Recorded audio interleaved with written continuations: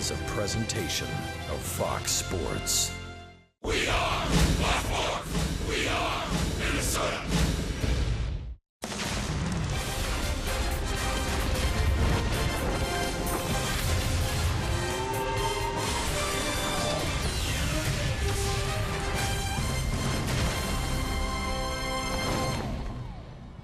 Tonight from Chicago, the Twins open up a three-game series against the White Sox, their second of three series on the south side of Chicago, as the Twins hope to make it 2 wins in a row on this road trip.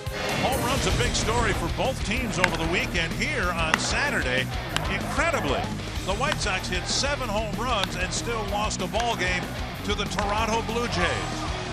For the Twins Sunday afternoon in New York, the magic number was 6. The Twins hit 6 home runs on their way to a 7-1 win. This ballpark here in Chicago tends to give up a lot of home runs. We expect to see quite a few over the 3-game series. And we welcome you to U.S. Cellular Field. Dick Bramer along with Roy Smalley. Last time the Twins were here in early May, the White Sox were riding high. Since then, they have really struggled scoring runs and consequently winning ball games. Have not scored runs at all. They haven't hit with runners in scoring position. They haven't gotten a lot of guys on base to begin with, and there's a lot of White Sox hitters really uncharacteristically down from the offensive side. You can see here back since early May, really going the wrong direction. We'll hope that the Twins hitters and Kyle Gibson can keep them going that direction this series. That's the one thing that the White Sox have that the Twins must envy. Really good starting pitching. And Kyle Gibson, incredibly here, as we're wrapping up the month of June, still looking for his first win of the year. Always pitched very well against the White Sox. He's showing signs of really coming out of the funk. He's pitched very well his last 2 games, and if he has this slider that we're showing you here tonight in this ball game, and he's throwing strikes with his fastball, he's going to continue his dominance of the White Sox. We think we've got a good ball game for you here tonight to get this series started. We know we've got the Twins broadcast auction. Marty Gellner will have some details on the other side of the break.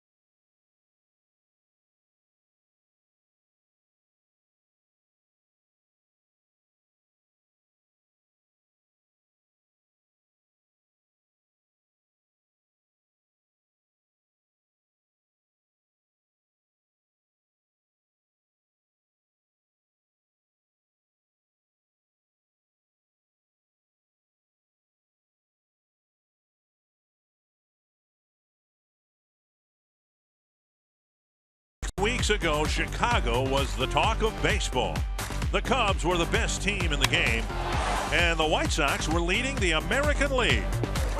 Today, the Cubs are still cruising, but on the south side, the Sox have tumbled down the standings and are now chasing in the Central. Tonight, the Twins look to keep the Sox slide alive as they look for their first win of the season against Chicago. And here in Chicago, Eduardo Nunez is in the box already. We are getting ready for game one, a night game again tomorrow, day game on Thursday, and the Twins hoping to pick up that first win against Chicago here tonight against Jose Quintana, who delivers low, ball one. Molitor had an uplifting win in New York. He and the Twins winning the series finale at Yankee Stadium. Now hoping to have a good series here in Chicago. Nice knockdown by the third baseman Frazier, and he throws Nunez out. Todd Frazier is a huge third baseman at 6'5", and he needed every inch of it there. Frazier's been a terrific player, both offensively and defensively, and the Sox are happy to have him. Here he makes a nice play. Nunez looked like he was going to bounce it over Frazier's head. Knocks it down, makes a very athletic play to bare hand, and strong arm throw to get Speedy Nunez. One down, and now Robbie Grossman. Last year, the Twins were 13-6 against the White Sox, and so far 0-6. A series in Minnesota in April, and then a series in early May here. Strike one to Grossman. Quintana hasn't won a ball game since he beat the Twins here in early May. But in typical Quintana fashion, 7 starts since his last win, and 5 of those have been quality starts. They just don't score him any runs. They never have. And he's probably wondering if they ever will. The hardest luck pitcher I've seen in a long time in terms of run support. Fouled at the plate, 1-2. Now in his last start, he had a rough one against the Red Sox, but the Red Sox can put numbers up against anybody. But in 15 starts this year, an ERA of just over 3, but yet a losing record for a team that right now sits at the 500 mark. 1-2 to Grossman. And now 2-2.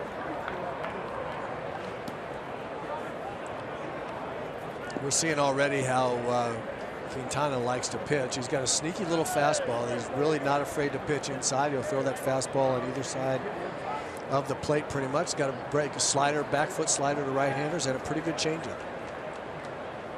I like this young man a lot. I think he's a good pitcher. He knows how to pitch, and he's not afraid. He will pitch his game, which is that fastball. A lot of fastballs on either side of the plate. And now inside a full count.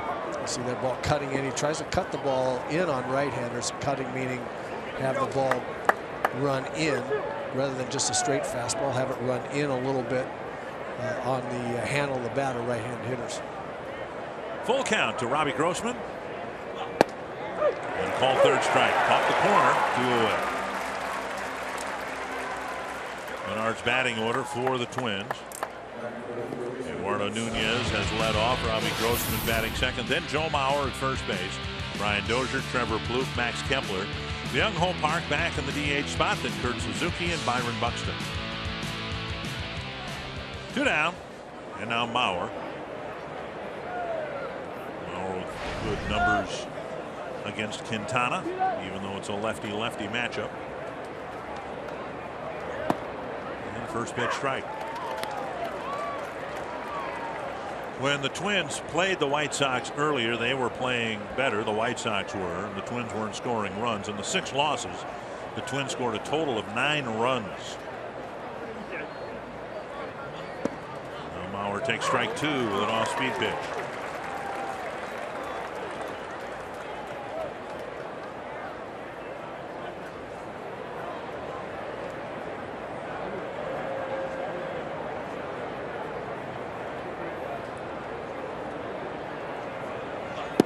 One and 2.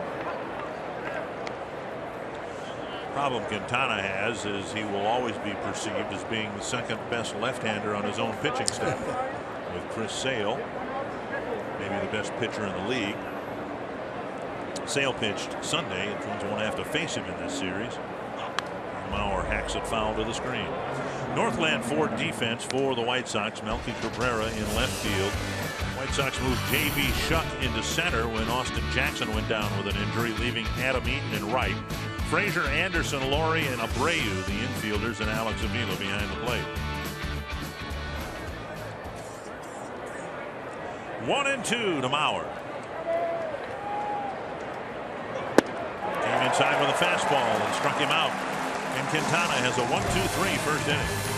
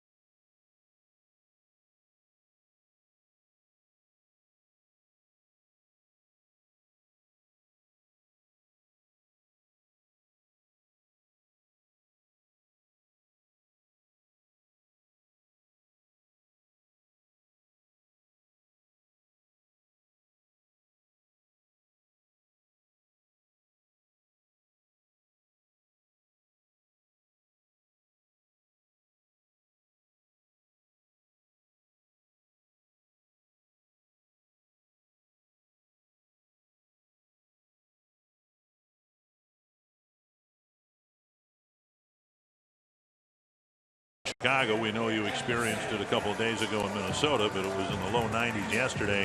Game time temperature 70 degrees tonight. And Robert Ventura got his team off to a good start, but again, they've struggled. Here's the Menards batting order for Ventura tonight. Tim Anderson, their new shortstop, leading off, then Adam Eaton, Jose Abreu, Melky Cabrera, Todd Frazier, Brett Laurie, Alex Avila, Avisail Garcia, and J.B. Shuck.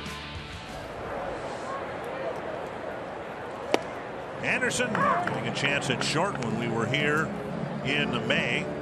Jimmy Rollins was still doing most of the short stopping for the White Sox. He was designated for assignment. Strike one from Gibson to Anderson. And now a ball. Anderson very highly thought of. He's off to a decent start, but so far 73 at bats, 24 strikeouts, and no walks. Chopper foul, 1-2. These kind of numbers sound familiar. The Twins have had some young players that come up and been very strikeout prone without the benefit of walking.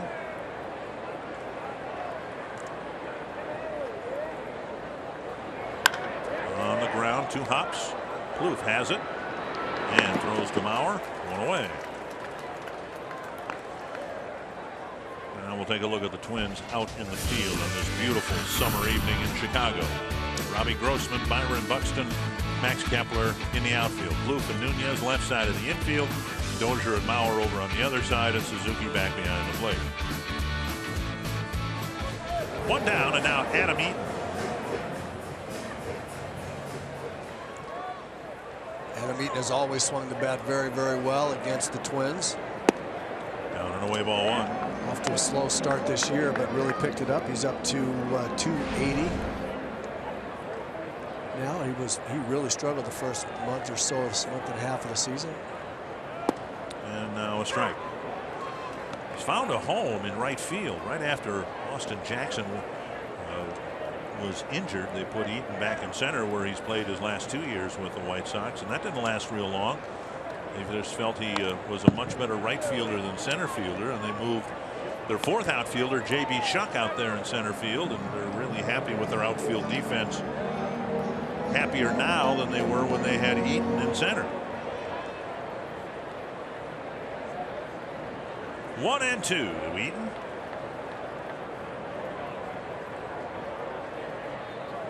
And a strikeout of Eaton and 2 quick outs here for Gibson in the first. News today highlighting our Sanford Health injury report. Phil Hughes, in addition to having a broken leg that needs to heal, is going to have thoracic outlet syndrome. It's a rib resection surgery that will allow for better blood flow into the shoulder, and the I guess hope is that contributed to Hughes's drop in velocity this year. So Phil's got a lot of healing to do, and the Twins are hopeful that he'll be ready to go for spring training next year. Ball 1 to Abreu.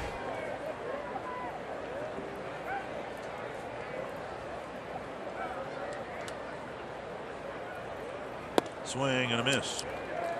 Gibson's had really good numbers against the White Sox. 4-1, an ERA of just over 2. White Sox are scuffling to score runs. Saturday's 7 home run game notwithstanding. So you'd like to think the stars are aligning right for Gibson here tonight. Inside 2-1. One of the guys that Gibson has really punished on this White Sox team is Jose Abreu. Really good hitter, professional major league hitter, and Gibson has really had his number, and we're seeing why. In my opinion, he's 2 fastballs inside, a slider away. He has done a really good job against Abreu of working in and out, right in there, and then going back outside. 3-1 now to Abreu with Melky Cabrera on deck.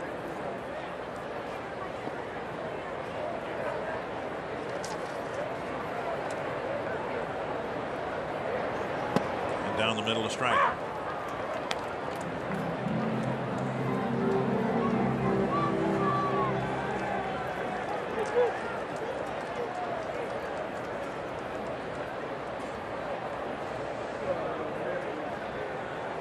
Full count to the White Sox first baseman. Oh, Gibson came off the mound. He was 2 steps out of the grass, and Sean Barber said it was low. Yeah, that was just one of those oops that umpires will have. I got to believe. We'll see what Foxtrax says about it. Oh, but it sure perfect pitch. Yeah, it was a perfect pitch. And I'm not exactly sure how Sean Barber missed that one, but it happens once in a while. They are human beings. Yep. Here's Melky Cabrera. 1 for 17 against Kyle Gibson. So you'd like to hope that the 2-out walk, questionable though it was, won't hurt if Gibson can, as he's done in the past, get Cabrera. Ball 1. Cabrera's been probably the most consistent hitter the White Sox have had this year, having a nice year at over 800 on base plus slugging percentage. Been very consistent from both sides of the plate.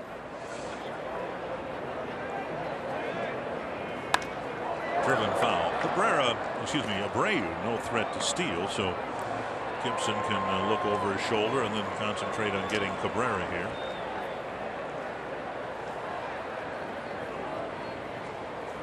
Six attempts in 2.5 years. I think that you would put him under the category of not being a threat to steal, wouldn't you? He is in that category for me. Foul back. 1-2.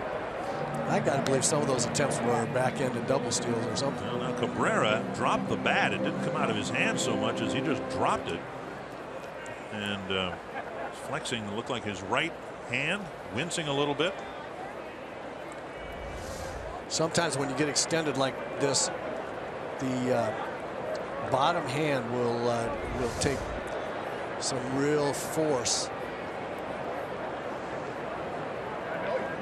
Got to throw a strike here, see if he wants to swing the bat or not. And Gibson misses 2-2.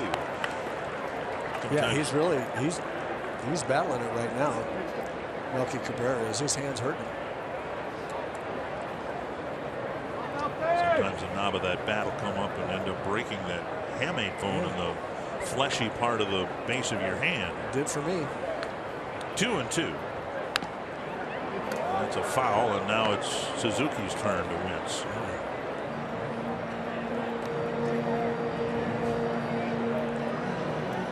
Suzuki got the day off Sunday, and everybody got the day off yesterday, and he can't get out of the first inning without getting whacked in the ribs. Yeah, the chest protector doesn't go over there. That's like getting drilled in the ribs when you're up there hitting at the plate. That's really painful.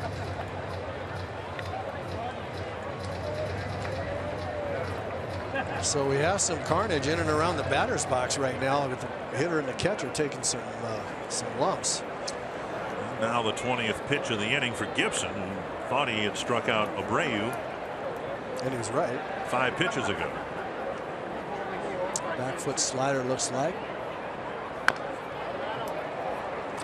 And Cabrera's hand, I was going to say it looks okay, but now he's wincing again. And that would be the one right there that would really hurt it. It's swinging out over the top of something slower. That's how I broke the hook of the hamate bone in my right hand.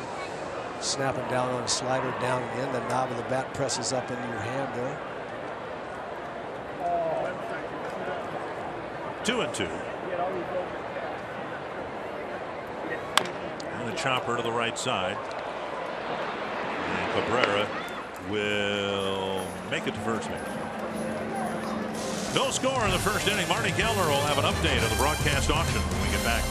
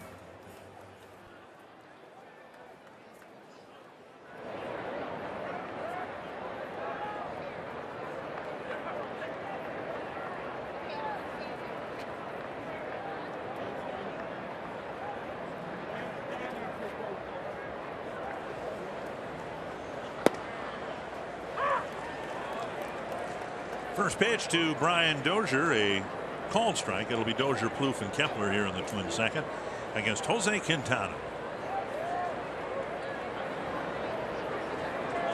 Foul back, 2 strikes. Dozier has the average over 250 now. Power is re-emerging. It's about this time last year where Dozier had a good run with not only home runs but some dramatic home runs that ended up getting him a spot on the All-Star team down and away. And one thing I think that is nice to see, I mean, he basically swung the bat as a cleanup hitter when he's hitting leadoff, so maybe it would be assumed that he'd handle the pressure, if you will, of the reassignment to the cleanup spot. But the doubles and home runs have been more numerous as a cleanup hitter than they were in the leadoff spot, so that's a positive. He has swung the bat really well in the month of June. Has used the whole field a lot better, been better with 2 strikes. Still is a predominantly pull hitter, which is going to be the way Brian always is. I think he's not going to be a flare to right guy, but He's staying behind the ball an awful lot better. And fouled it. Hope you can enjoy and participate in the bidding. These are the 5 items tonight, including a TV broadcast experience and the radio network experience. Now, I thought we were all on the same side on this, but Chris Atterbury on Twitter today does a great job doing the pre and post game stuff and fills in on the Twins radio network. Made a point of saying that the radio broadcast experience raised more money last year than the TV broadcast experience, and we know that they had all sorts of inducements last year to try to fatten up their package and all that. So we're going to try to do that as well. There's a high fly to left, and Cabrera back at the warning track. Gone. Dozier with another home run, and the Twins take a 1-0 lead.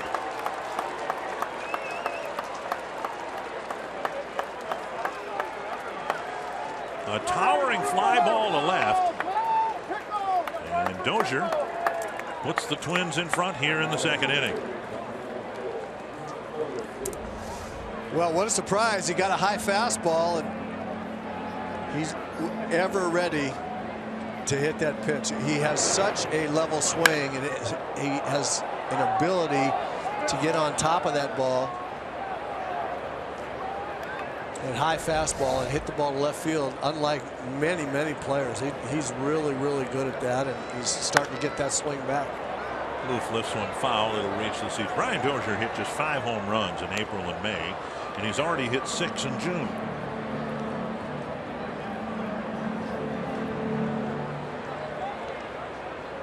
Plouffe hit a home run Sunday afternoon in New York. And we saw Brian talking with hitting coach Tom Brunansky there. I'm obviously not positive about what's being said, but I've got a pretty good guess that Bruno is saying right there, see, it was 2 strikes and you weren't trying to pull the ball. You just kept your head still and let your natural talent, just the reaction to the ball, pull that ball in the seats. Brian was nodding. I'm going to ask him about that too. I'm going to ask Bruno what he was saying right there, but I have been privy to some of the batting practice and some of the conversations those guys have had. Brian has been working so hard with Bruno about getting back on track, and he really has found it here in the month of June. And foul tip. Avila hangs on, and it's 1 away now in the 2nd inning. That'll bring up Max Kepler.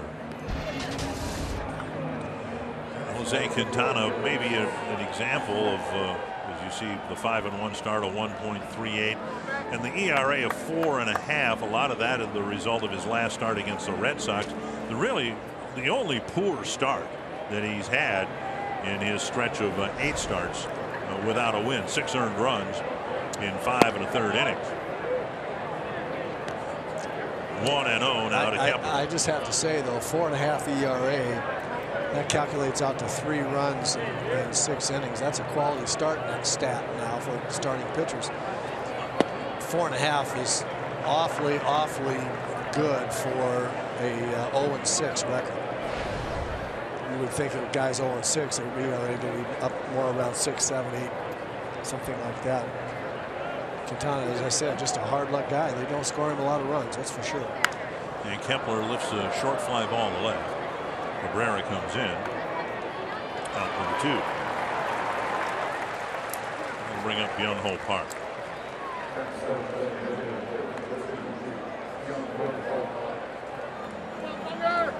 Park hoping to find something, was held out of the lineup on Sunday. Everybody, of course, had a day off yesterday, and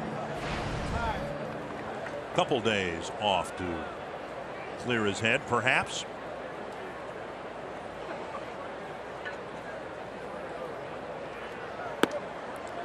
Sometimes it's not even clear in your head, Dick, as a hitter. Sometimes you get in a rut with your hitting mechanics, and no matter how you try to do something different up there, that try to change things that aren't working, you're just kind of buried in a certain approach up at the plate. And sometimes having 2 days completely away from it without really thinking about it, you come back and your mechanics are better, and you don't know why. It's not that you've done anything differently. It just you've gotten out of the rut somehow with a couple days off. So maybe that'll happen with Jalen Hogan. It's jammed there, and he fouls it over Suzuki's head up against the screen. And it just kind of festers and mushrooms and all of that. And if he could ever get a base hit in his first at bat, the following at bats in that particular game might be a lot better. And a swing and a miss. It's a strikeout to end the inning, but Dozier with 2 strikes. It's a big fly ball into the bullpen and left, and the Twins have a 1-0 lead.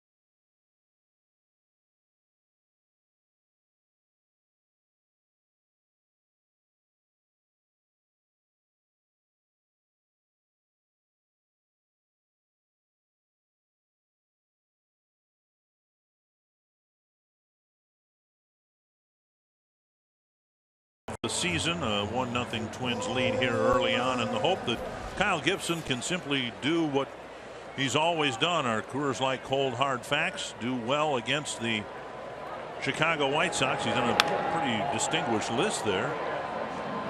Jim Merritt, Mudcat Grant. It's good, and Trevor May's got something good too, both as a starter and a reliever. Good record against the White Sox.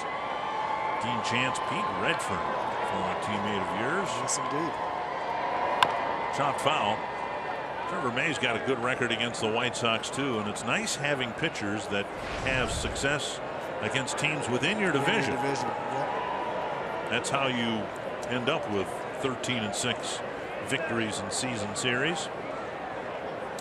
2 strikes to Todd Frazier. A lot of power, not much batting average this year in his first year with the White Sox. Well, I would tell you that Kyle Gibson is so far in 4+ hitters is already doing something. If he maintains this for his whole time out there, he's going to pitch another gem against the White Sox. Something very key to him. He's doing very, very well.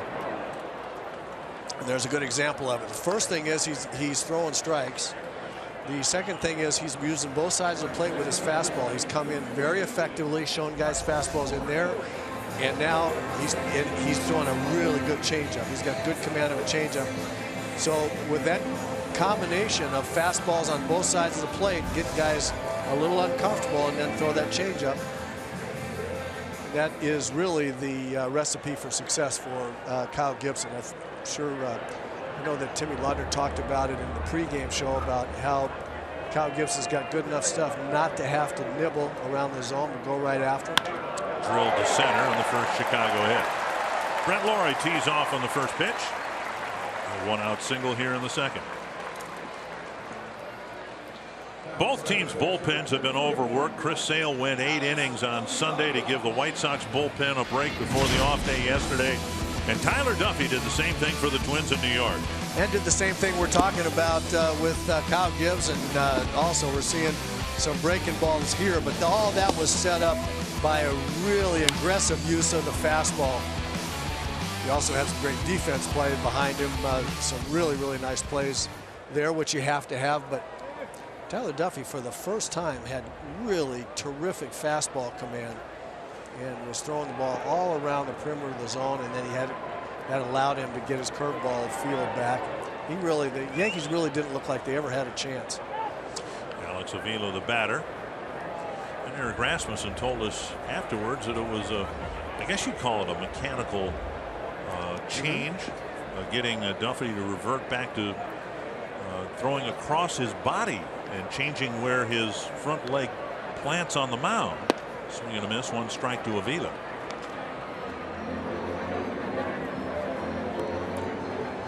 And that young man right there did a great job. Juan Centeno, great job of calling the game, of receiving the game, catching the ball, getting his pitcher to really, he was very animated about where he wanted the ball, inside or outside, down or up.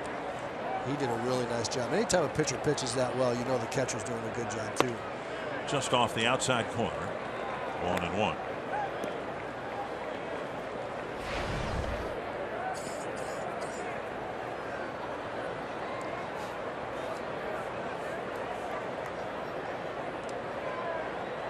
Gibson has started Avila off with 2 changeups here in this at bat.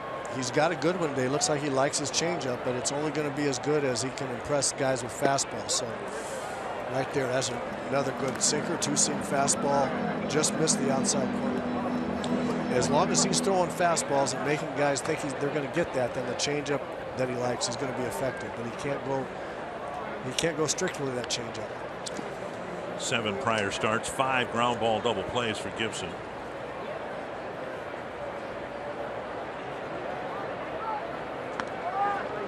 And Laurie dives back.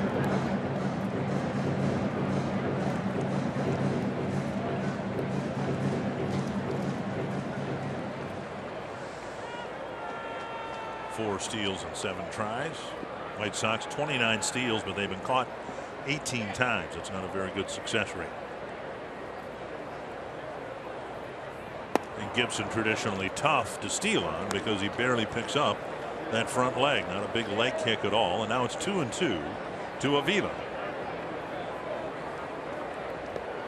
Gibson very, very good on the mound with his defensive ability. He fields his position very well and holds runners on very, very well. Avila's bounced into 3 double plays. The Twins have a pull shift on for him.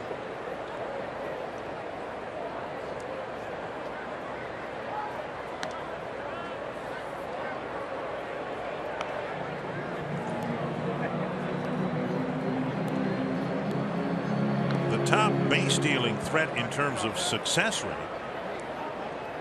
And you might not guess this, Todd Frazier. He's 6 for 8. He's a big man.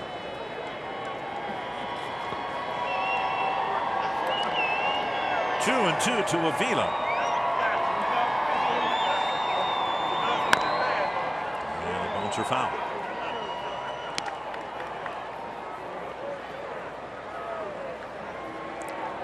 The Twins were here last. They actually have a better record than the White Sox. Avisail Garcia on deck, and that's the result of the White Sox crumbling more than the Twins playing a whole lot better baseball.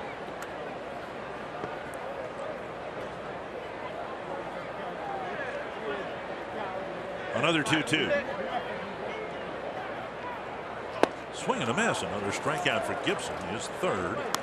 That'll bring up Garcia. It's just amazing what will happen with hitters. The pitch before that, a fastball right in under his hands, and he had to fight off. And once a hitter sees that in there and was worried about not being able to get to that pitch, then he'll see fastball right here, and yet it's not a fastball. It's a changeup that looks like a fastball, and then the bottom drops out of it. That's very effective use. There, 1-2 punch there of throwing inside, get a guy in a hurry, get him out with a changeup.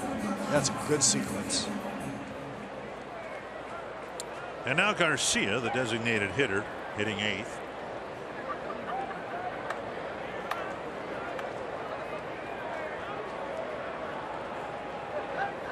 And a first pitch strike. Gibson had to throw 22 pitches, I believe, in the first inning. 21. My Minnesota high school math tells me he's already thrown 12 this inning.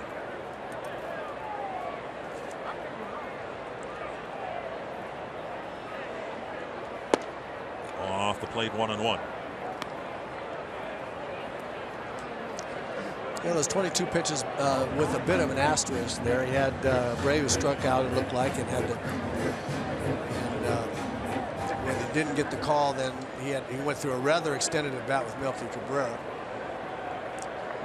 But the 22 pitches in the first inning not indicative of how well he pitched, actually.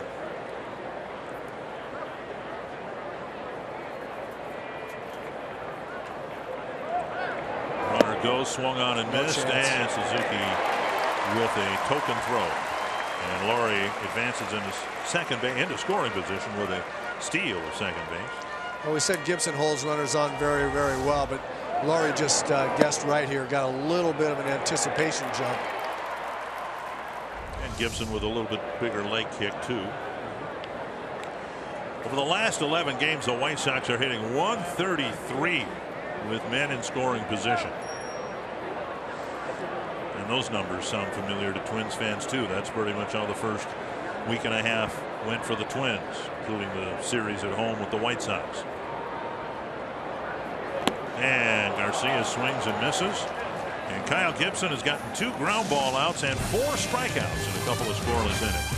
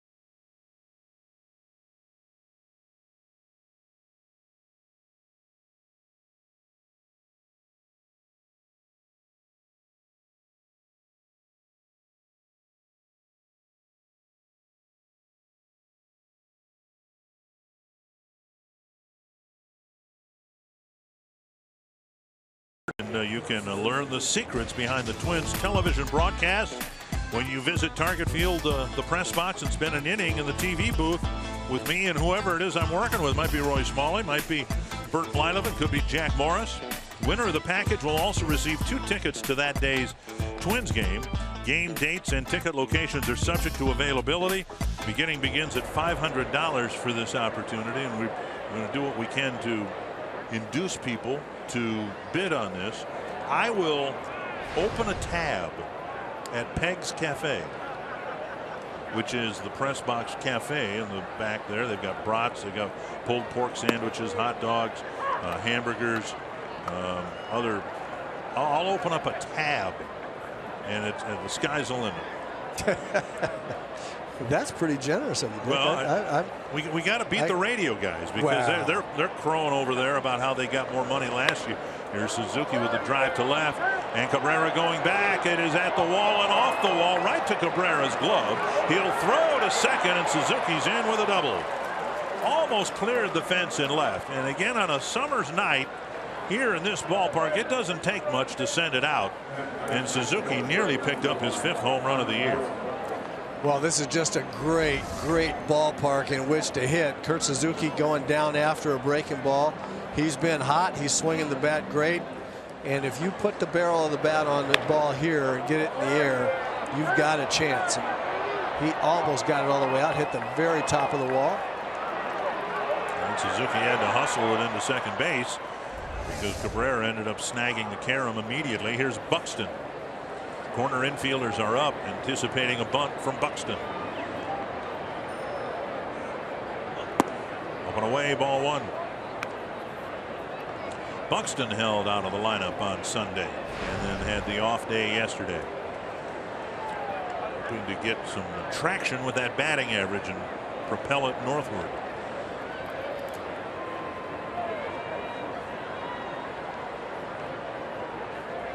And squaring to bunt, taking low. You did a lot of bunting in your time, and we've talked about it a number of different ways, but it's the same thing, isn't it? Ted Williams said the key to hitting is to get a good pitch to hit, and when you're bunting, you need to get a good pitch to bunt. It's right? Exactly the same. Exactly the same. We see more guys make more outs or foul the ball back and get themselves in a hole trying to bunt a pitch that's not an easy pitch to bunt where they weren't bunting. 2-0 to Buxton. Now swinging away, he skies it. A foul ball, and the only one that saw it was Abreu. Quintana and Frazier were looking at each other. They saw it go up, but the only one that saw the ball was Abreu. And if you want to bid on the broadcast auction, 833 Twins, pick option 4. And we encourage you with all the money going to the Twins Community Fund. I can't imagine people not wanting the broadcast experience. Be up here with you and either Bert or myself or Jack Morris, but you get to look at these monitors. You get to see what our crack expert producers and directors are talking to us about from the truck. There's Nunez taking down an inning. We'll clean the place up too. I mean, we'll tidy up. Pick things up, try to get some of the cables that are on the floor so you'll have access. You can come sit up right at the the front counter and all that. I got to think of more inducements. 1-0 to Nunez. Thought he had a base hit. He had a chopper almost over the head of Frazier, but he was able to knock it down and throw him out. So we've opened up the tab at Peg's Cafe, which includes soft drinks. Considering the hot dogs are about 20 cents, that's awfully generous of you, but still, it's the gesture. They're, I think, $2. Okay. But it's a smorgasbord, all you can eat. Grounder to left side, backhanded by Anderson, throwing it on the run. A good play getting Nunez, and with 2 gone, Suzuki still at second. If things get way out of hand, I mean, after 4 or 5 hot dogs, all you can eat, I run in and I say, hey, it's all you can eat. So is that what all you can eat means? I always wonder what that was. Anderson making a nice play here. Not that tough getting to the ball, but throwing across his body and on the run there. A strong arm across the diamond to first base. Here's Grossman, and if the Twins are going to take advantage of the leadoff double, it's going to be left to Grossman to do it.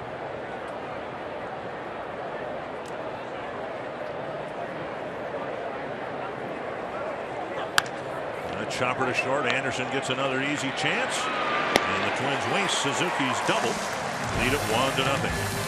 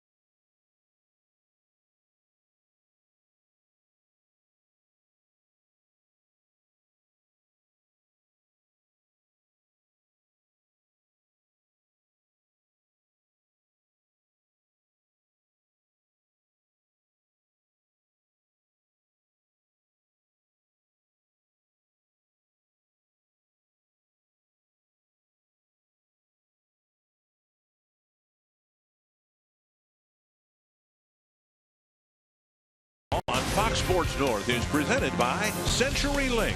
Switch to CenturyLink Prism TV for an advanced TV experience. Learn more at cprismtv.com.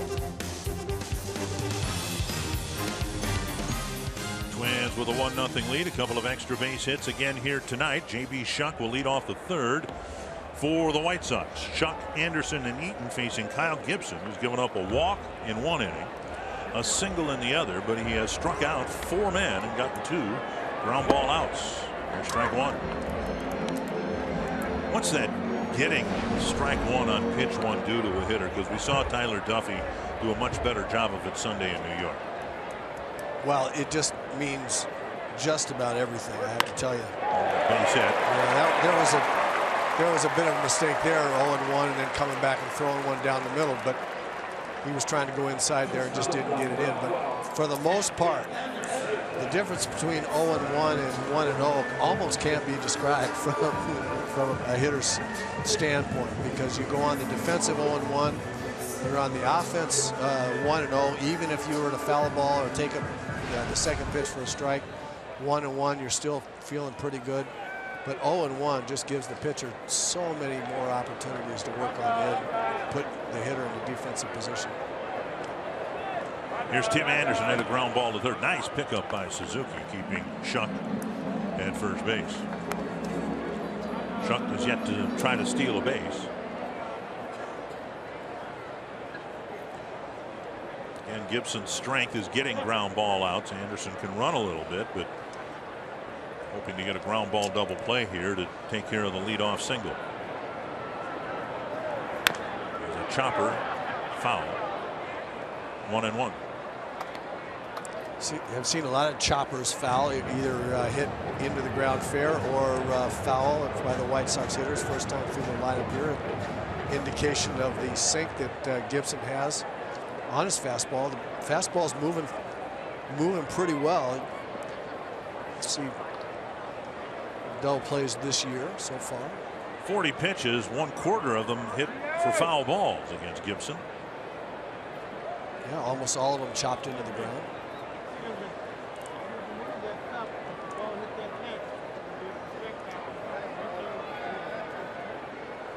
Shuck's leadoff single here in the inning, his first hit in 12 at bats against Gibson. And another chopper.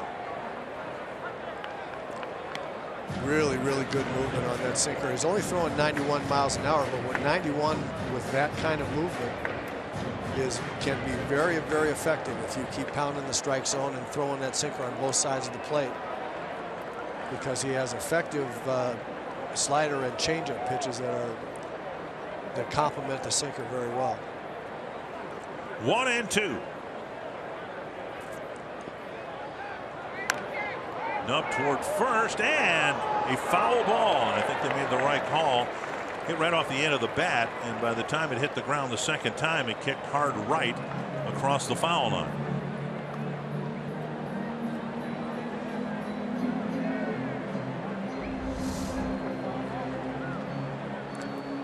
Breaking ball there, a slider that is, as you say, Dick, moved out on the end of the bat, went just foul. It's not where the player is, it's where the ball is. You can see Joe's glove come across the line. Anderson, as we told you, very strikeout prone. He's in a defensive count here of 1 and 2. Gibson's already picked up 4 strikeouts. There's another chopper. Blue's going to have to hurry. Firing it, not in time. After number, chopper after chopper, Anderson finally put one in play in fair territory and got an infield hit.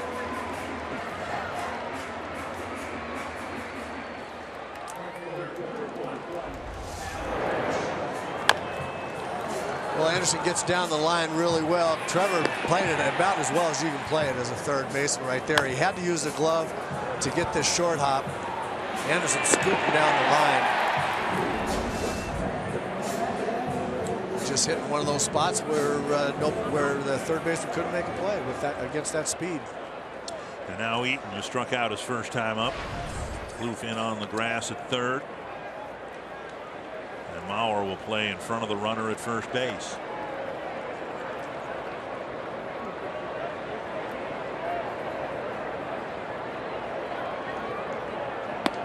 Inside, ball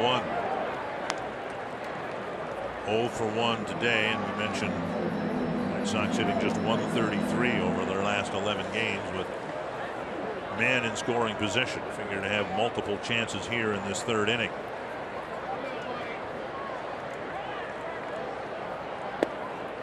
And a strike called on the outside corner, 1-1. People are wondering why Robin Ventura, as we look at manager Robin Ventura, wondering why he would bunt here with 2 on and nobody out. I think answers the question a little bit what you just said. They're having trouble with runners in scoring position, so he's going to give all 3 guys a chance to do some damage. Eaton unlikely to hit a double play with that speed. Pop up. Grossman, Buxton, and Buxton with the catch, 1 away.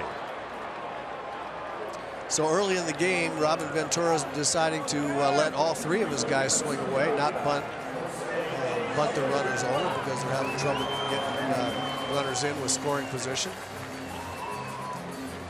Managers are getting away from the bunt anyway in the game. They're letting guys hit more than ever.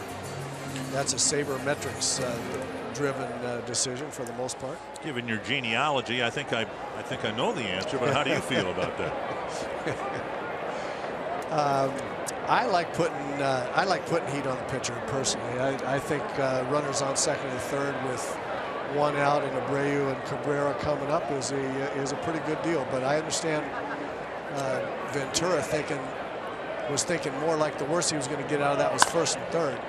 Chopper over the head of Joe McEwing. Well, the Twins had that opportunity too in the top of this inning after the Suzuki double. Buxton squared the bunt, but ended up swinging away and popped up. Yeah, see, that's just an example there, though. If you're at the time, I mean, Byron Buxton's going to be a star, but right now he's hitting 194 and he's hitting 9th. He's got to get that runner over to 3rd. I mean, in my humble estimation, that just has to be. However, he has to do it, even if he has to square around and sacrifice some weather, he's got to get it. Inside to Abreu with Gibson still working over the slugger inside off the plate. Abreu is the top White Sox candidate to ground into a double play. The team's hit into 52 of them, and he's grounded into 9 of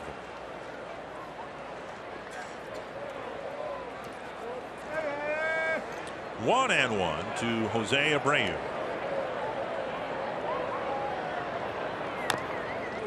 Man alive, it's almost predictable. It's sinker down and in, yeah, and all these right-handed batters are beating it right into the ground. He's just pounding them in. Well, that's the way he's got to pitch. And you look at Abreu, who's a terrific hitter and primarily a warm weather hitter as well. I don't think he likes April nearly as much as he likes June, July, and August. And you can see the numbers there in June. This guy can really hit. It's only a matter of time before a lot of American League pitchers pay for a subpar April. But Kyle Gibson pitching him great. He's big, strong hitters like this. You have to pound in, and now go right back out with that breaking ball, most likely. And Abreu takes 50 pitches by Gibson, and 14 of them have been fouled.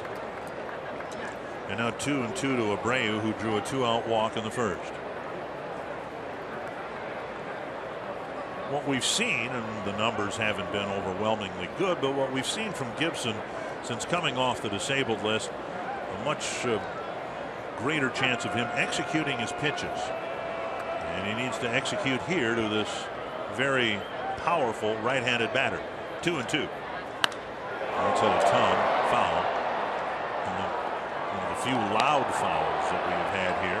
There was a change up there. They left up in the strike zone. And with Abreu, he's a little bit Miguel Cabrera-like in that he is willing to get, especially with 2 strikes, he's thinking more up the middle of the, in the center of the diamond. So a straight change, but in my opinion, with 2 strikes, has got to be a really good pitch. It can't be up, or it'll hit it pretty hard.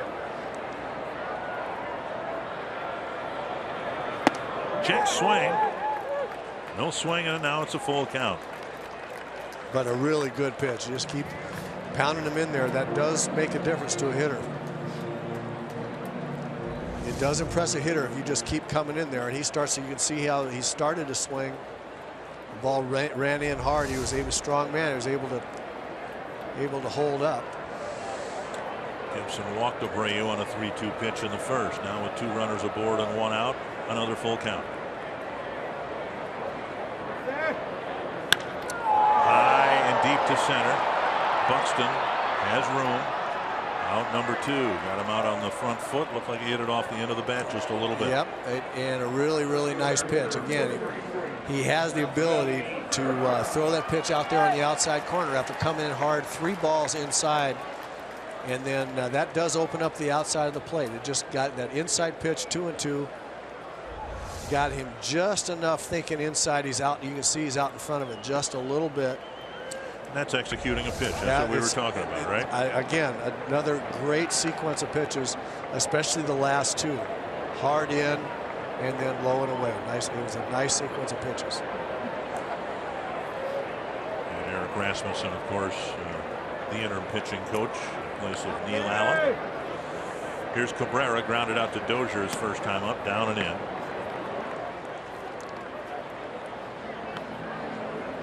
One thing Gibson is doing tonight more than I've seen him maybe ever, he's starting guys with changeups, especially left-hand hitters.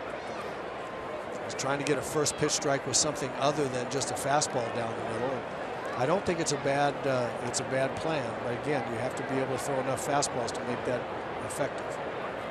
1-0, and a high pop-up right side to Dozier. White Sox struggling with men on base tonight. They are 0 for 4 and 0 for 3 after getting singles from their first 2 batters in the third.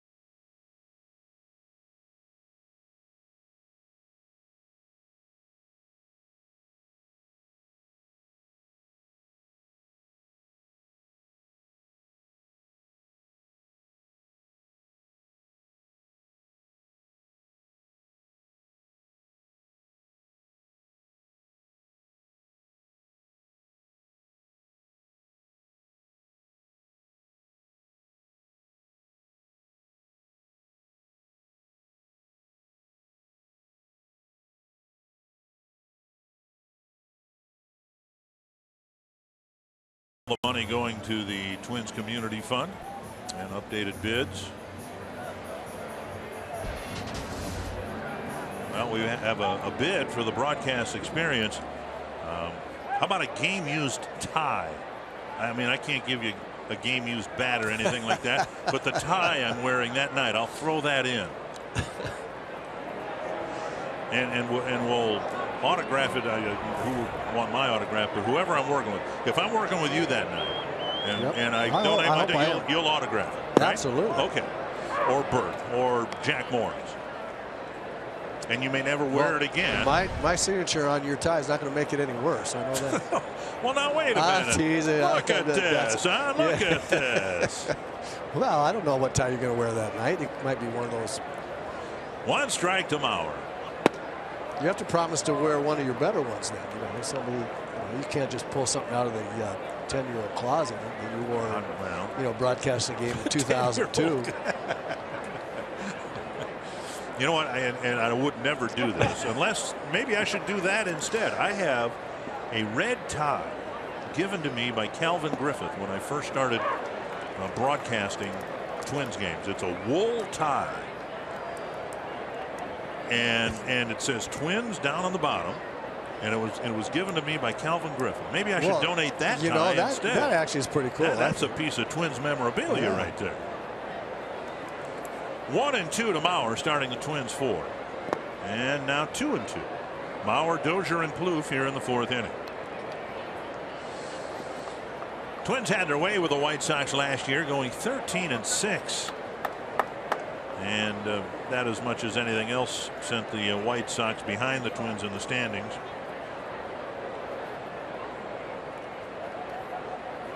Twins with 83 wins last year. And Mauer down the line, but playing him over there is Cabrera, and almost right on top of the line. He makes the catch. A foul ball catch, 1 away. For the first time in Twins history, a player has an extra base hit, at least one, in 9 straight games. And his name is Brian Dozier. As my friend and former teammate Don Baylor would say, that's some damage. Yes. Brian swinging the bat very, very well.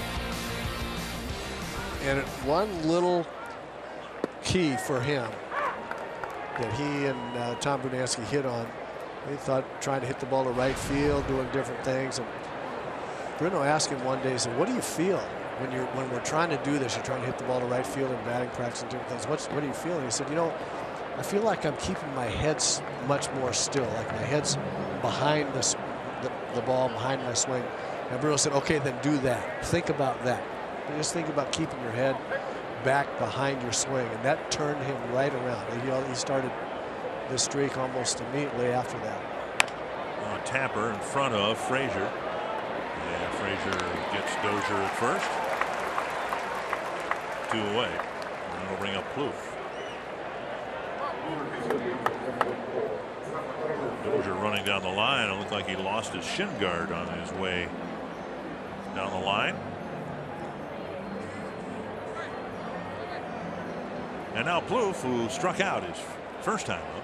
I'm glad it was that. He was so used to seeing guys pull up with hamstrings or something when they running down the line and pull up like that. I'm glad it was just a equipment malfunction.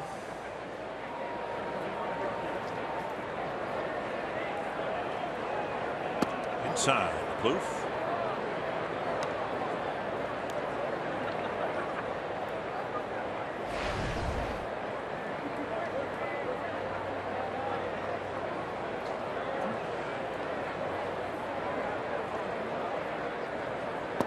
Molitor made a point during his session with the media today to bring up something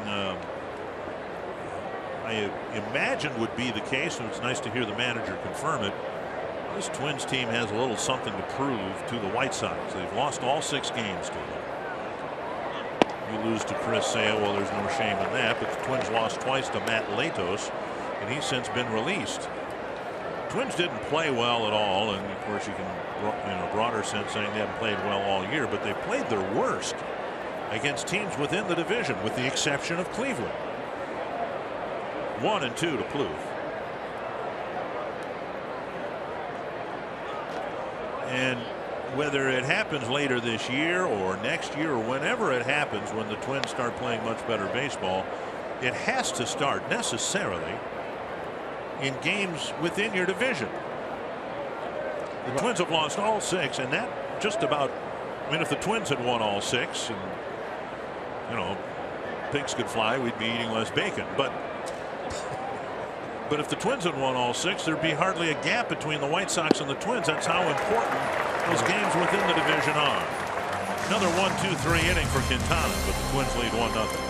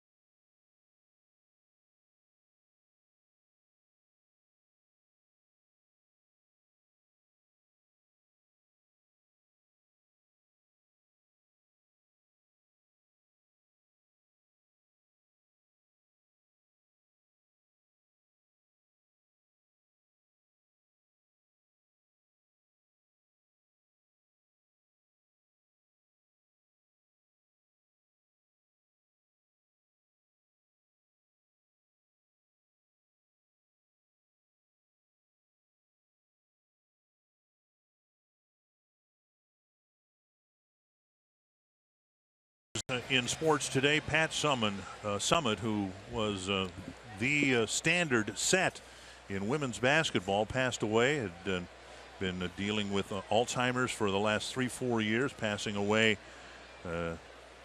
today. And in the sports world too, of course, mourning the loss of a guy who has both the Minnesota and Chicago connection, Buddy Ryan, who was a defensive coach with the Vikings and a defensive coordinator here with the Bears in their glory years in the mid-'80s. Frazier takes a strike on the outside corner, 1-1. Buddy Ryan passed away as well. Pat Summit, just Gino Auriemma is now what Pat Summit was for so many years. Down and away. You're right about being the standard bearer. She was college women's basketball. She really was just an amazing coach, and I understand amazing woman. Popped up. It's backing over our heads. Carsoup.com trivia question. Who was the last White Sox player to lead the American League in home runs? I think he spent the early part of his career with the Cleveland Indians. That's my guess. 2-2. Gibson did a nice job pitching out of a jam in the third. He'd like to have an easier time of it in the fourth, and now it's a full count to Frazier. Look at the leaders. Mark Trumbo in his first year with the Orioles. Todd Frazier in his first year with the White Sox, and then Encarnacion perhaps in his last year with the Blue Jays. And Frazier swings at a pitch 1.5 feet outside, 1 down. That's what the White Sox have seen from Frazier this year. The power certainly a welcome sight, but that's his 77th strikeout in 276 at bats. Yeah, that's a situation right here where a guy just makes up his mind it's probably going to be a fastball and swings at the first thing he sees, and it was a changeup instead, and not even one that was close. It's guy's generally a little messed up at the plate when he swings at it, misses that badly. Laurie teed off on the first pitch he saw, lining a sharp single to center, and Gibson starts him down and away, ball 1. Gibson's not had a 1-2-3 inning. 2 starts ago. He racked up a number of those. Had just 1 in his last start. Check swing and a strike. Well, as he did in his last start, he's really relying on fastballs and changeups so far in this game. Hasn't had real good control of that. Down the line, deep and foul. Hasn't had great control or wanted to use his slider, his breaking ball too much, but been very effective with the back and forth nature of fastballs and changeups.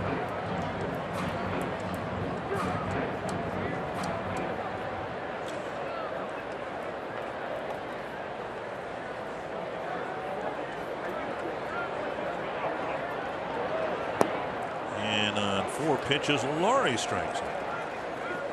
Gibson racking up strikeouts and getting, oddly, pop-ups and short fly balls to pitch out of the jam in the third. The only thing that I can think, and if you watch this swing right here, and this was the breaking ball, and swung and missed so badly way out in front. The only thing that I can think of is the White Sox are so conscious of that, especially right-hand hitters, of the ball running in on their fists, the fastball, that they are not willing to wait and see the pitch. They're jumping out there trying to get the big end of the bat out in front of that sinker on their hands.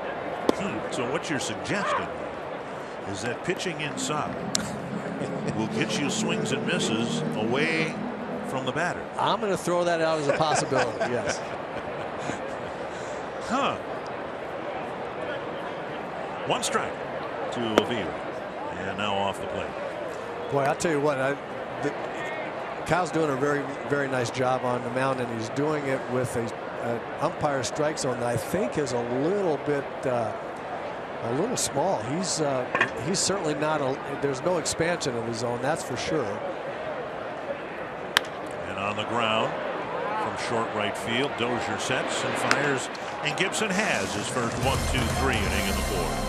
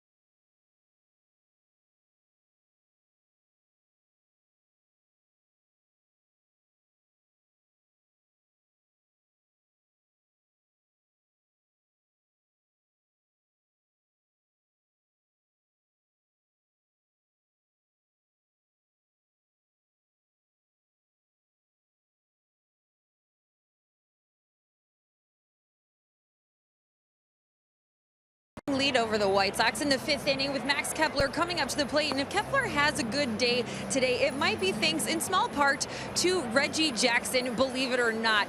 The Hall of Famer saw Max Kepler taking batting practice on Saturday in New York and saw him pulling everything to right field. So he pulled Max aside and said, you know, I'm 70 years old. I can do that. If you really want to impress me, you should try hitting one the opposite direction. So the next 2 rounds of batting practice, that's all Max was trying to do, was to send one out to left field. He said it wasn't working too well for him, and he didn't get into too many details about as far as the pointers that Reggie Jackson did give him, but he said he was so honored that he even wanted to talk to him because he's one of the newest guys and he doesn't have many bragging rights. He says it's certainly a moment he's never going to forget, guys. Thank you, Audrey. Kepler on the first pitch popping up to right field, caught by Eaton. I had to ask Max if he even knew who Reggie Jackson was, and he said yeah, he was aware that Reggie was a Hall of Fame slugger. Yes. Kepler a little frustrated with that quick at bat, 1 down. Well, Paul Molitor got a big, told a great story that that Audra has just recounted for us. Watching Paul imitate Kepler's trying to swing, trying to hit the ball out to left field after Reggie, you know, admonished him about that was pretty funny. I got a kick out of Molitor. Swing and a miss, another half swing, and Byung-Ho Park just looks confused at the plate. He struck out swinging in the second. It's 0-2 here. And on a related note or unrelated note, Miguel Sano homered again tonight for Rochester. Here's a little pop-up, and Anderson's there to make the catch. Paul Molitor said that Miguel Sano, playing third base today, would probably need yet some more at bats. The Twins want to make sure that when he comes up here again, that he's ready to be put in the middle of the lineup swinging the bat well. And I don't know what 1 home run would do, but there have been strikeouts, there's been pitch recognition problems for Sano, and those types of issues seem to be the very thing that are plaguing Park right now. 2 down. Paul used exactly those words about Miguel Sano: pitch recognition and rust. Down low to Suzuki. 8 in a row set down now by Quintana. The Twins have just 2 hits. They've both been extra base hits. Dozier's home run leading off the second, the only run of the game. 1-0 to Suzuki. Pop up behind first, and Abreu ranges into foul territory. And a quick 6-pitch inning for Jose Quintana. It's still 1-0.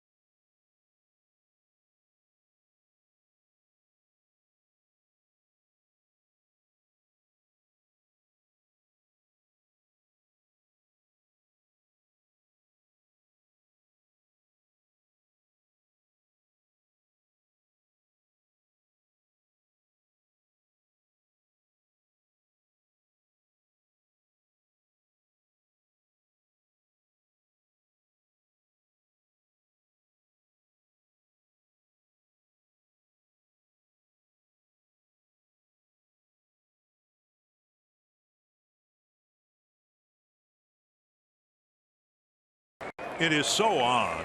You can go to the radio booth and watch the announcers with their hands in their pockets. Or you can come over to the TV booth where we're going to feed you. And look at this. We're being outbid by 29 cents. That's Gladden's. That's Ray's bid. There's my buddy Danny Gladden with a wardrobe constructed for radio. Yeah. He put in. He couldn't stand the fact that we were tied, so he put in 29 cents, which is actually that's a little spendy for him. 2 strikes to Avisail Garcia leading off the Chicago 5th inning.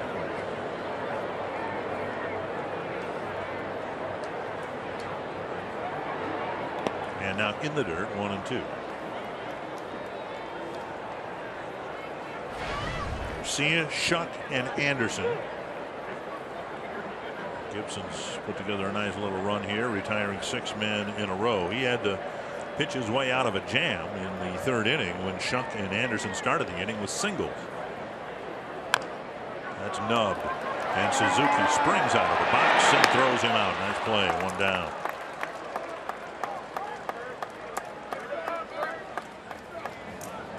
Twins need Kyle Gibson to be good. He hasn't been. He's been hurt, but tonight he's been good. He's been very, very good, and you see here they've been big use of the changeup right there. He's got a feel for it here. There's a slider. He's mixed that in every once in a while, but the 2 fastballs that he's throwing on the inside and outside corners, and then throwing changeup. He's been throwing changeup first ball pitch. He's been throwing it with 2 strikes. And right there, he's getting ahead of a lot of guys, just throwing a nice little changeup up there to get strike 1 on White Sox hitters that are notoriously first ball fastball hitters. And now outside 1-1. Shuck, like Laurie, lined a single to center. In Shuck's case, it was on an 0-1 pitch.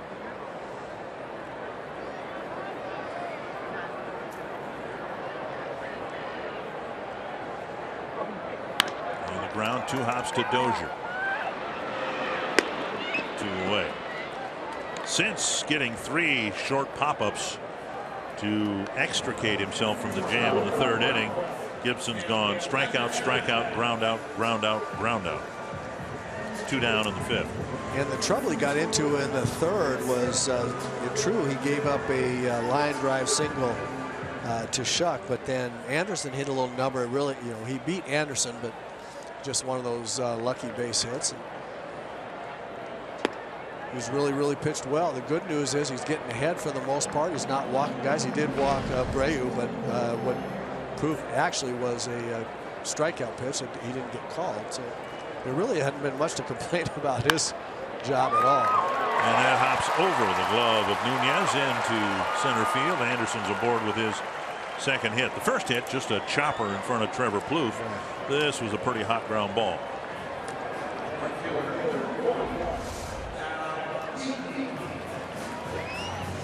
And a little bit higher than Kyle would have liked, but when you have that kind of sink, it's more important, and this is the point that Tim Laudner's making in the pregame show. When you have, that kind of movement, just throw the ball for the low middle of the zone as best you can. Let the movement take care of itself. Don't nibble around.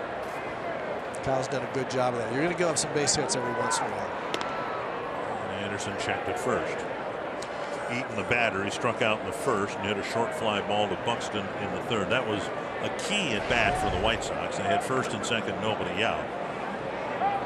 And Eaton didn't advance the runners. For that matter, neither did Abreu or Cabrera. 4 hits for the Sox, all singles, and there goes the runner, and the pitch line foul between Joe McEwing and the line.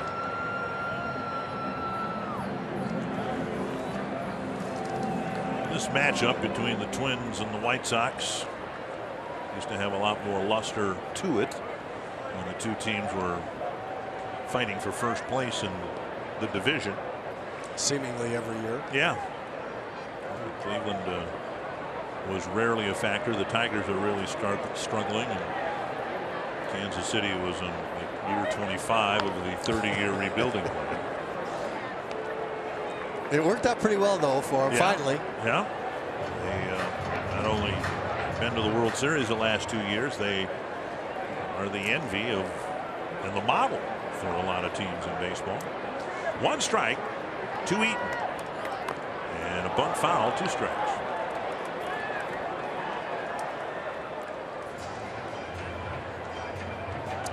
And this will be pitch 80 for Gibson. Both teams' bullpens have been overworked, each team carrying 13 pitchers. And each team had their starter go not just 6, not 7, but 8 innings on Sunday, and each team enjoyed an off day yesterday. So everybody presumably rested out there. 0-2 to Eaton. And there goes the runner, and it's inside a ball, and Suzuki doesn't even throw. Second steal for the White Sox, and another opportunity for them with a man in scoring position. Tonight they're 0 for 4.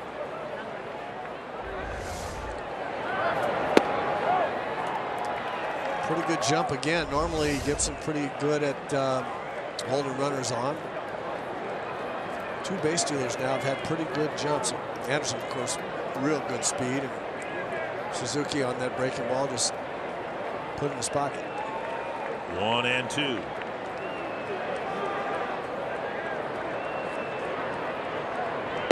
Off the plate, 2-2.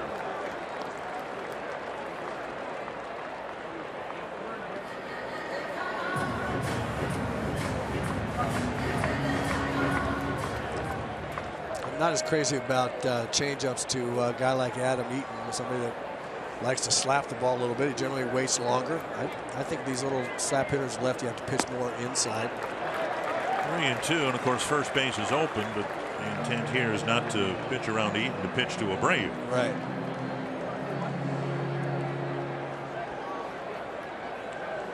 Gibson, as Roy mentioned, has walked 1. It was Abreu on a pitch that was, according to Fox Tracks, well within the strike zone at the knees.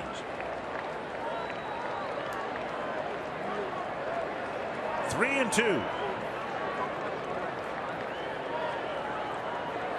Popped up to center. And Buxton over and in. Inning over. Second time in 3 starts that Gibson's pitched 5 shutout innings.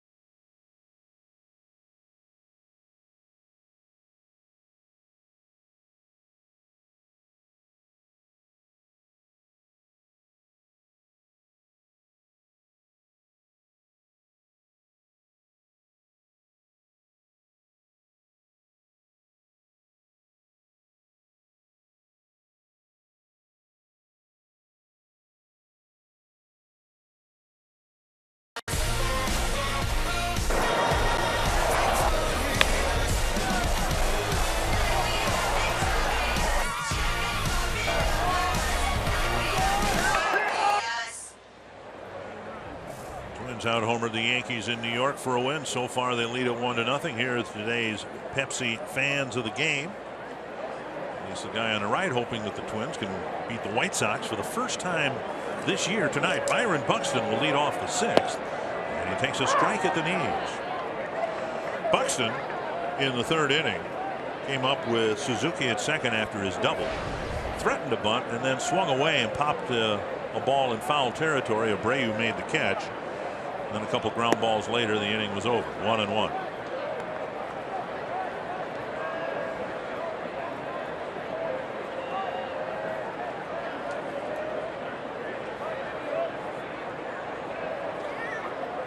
It's interesting to me that much like many managers these days have really kind of abandoned the sacrifice bunt. Foul back.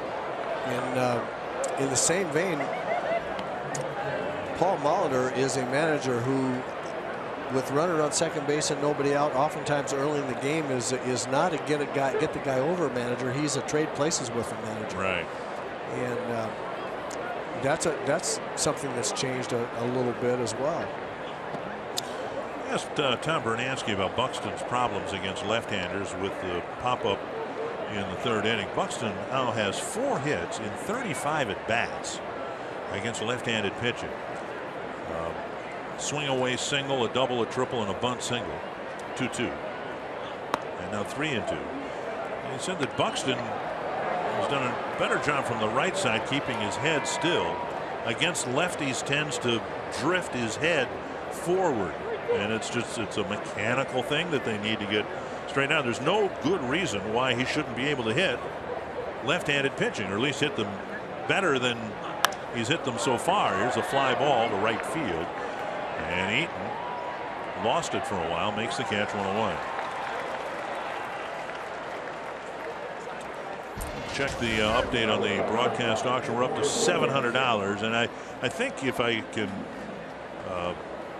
guess what Twins fans would be more interested in, I will donate the red wool tie personally given to me by Calvin Griffith back in 1983. I will donate that.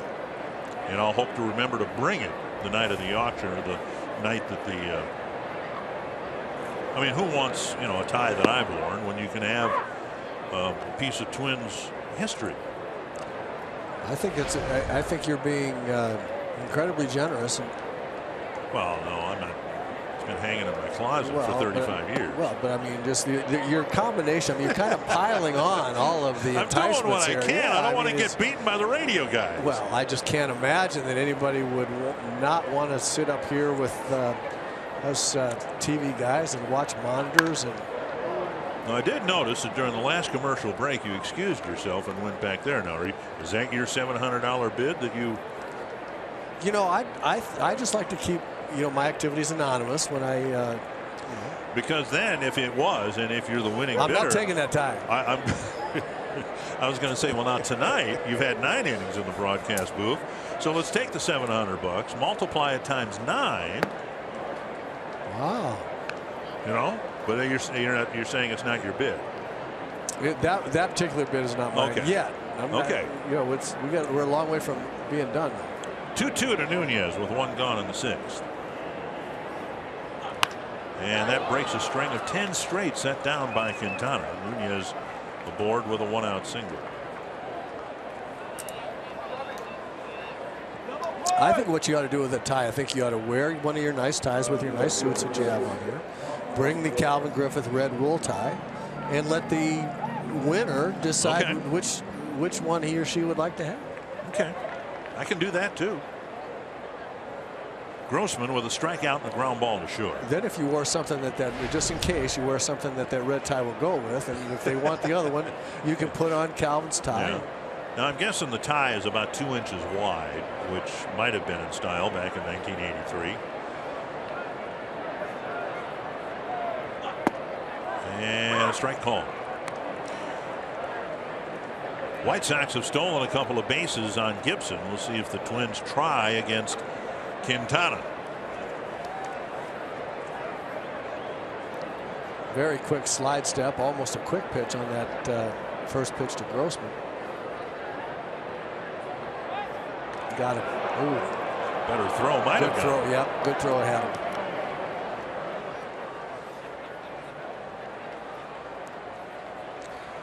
He set that up very nicely. You see the no leg kick. That's the same delivery he used to the plate the time before, and then it looked like he was going to slide step it and throw it first. And I thought Nunez was nailed right there. That's a nice little setup of his pickoff move right there. Well, that's a pretty good job. There goes Nunez, and Nunez is safe at second with a head first slide. Laurie standing behind the base runner to make the catch. And Nunez gets up a little gingerly after a stolen base.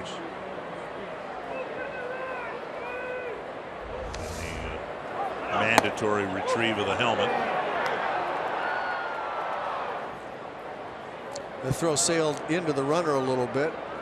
Laurie had to catch the ball behind the bag and tag back. Laurie, it's kind of surprised you don't see middle infielders do that much anymore. He put a drop tag and lifted his glove, and Nunez almost slid off the base there. Most infielders now will put the tag down and leave the tag on the runner in the event they slide off.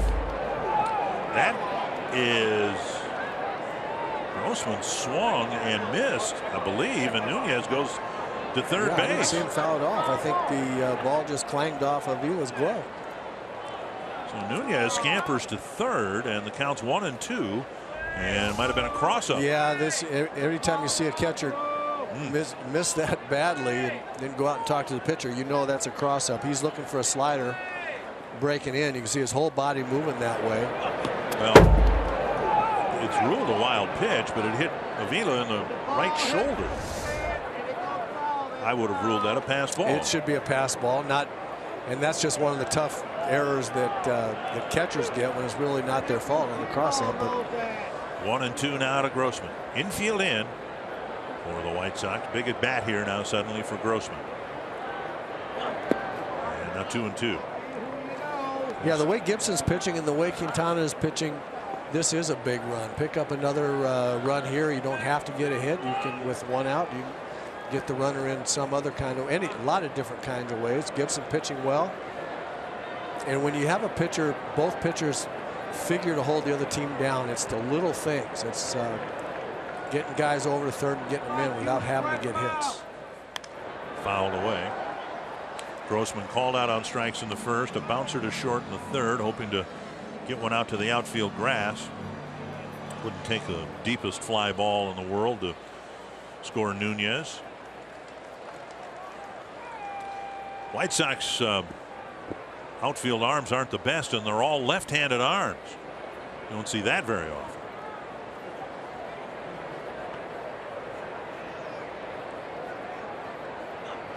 Grossman strikes out on a breaking ball. And a big second out here in the 6th inning. And that'll bring up Mauer. Big curveball there back to the back foot. And as we said about Quintana, he throws enough fastballs in on guys, get them just in a little bit of a hurry, get out in front of that big breaking ball. 0 for 2 tonight. Mauer, as we said, has had pretty good success against Quintana. 11 hits now in 34 at bats, and the Twins need one here to double the lead. Ram presenting the Fox Tracks during this at bat. Up and in, ball 1.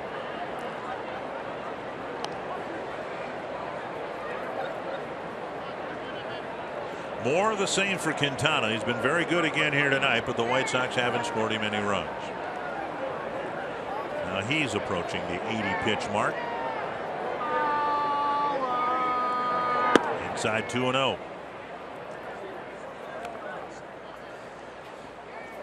Boy, the White Sox, I have to tell you, Melky Cabrera is almost, it seems like he can almost touch the left field line. And I've seen a lot of big shifts that direction for Joe Mauer, but this one's about as exaggerated as I've seen. Here the White Sox deploying. 2-0. Again, missing inside. Mauer a good hitter, but it was Dozier who teed off and hit a home run against Quintana in the 2nd inning. I think it's really interesting too that the center and left fielders are playing so far around the left, and Quintana's pitching Joe inside. It's a little backwards. Avila setting up outside. And Mauer takes a 4-pitch walk. Now that was curious. Dozier with a home run his first time up. 8 hits, 39 at bats against Quintana, and it'll warrant a trip to the mound by Don Cooper.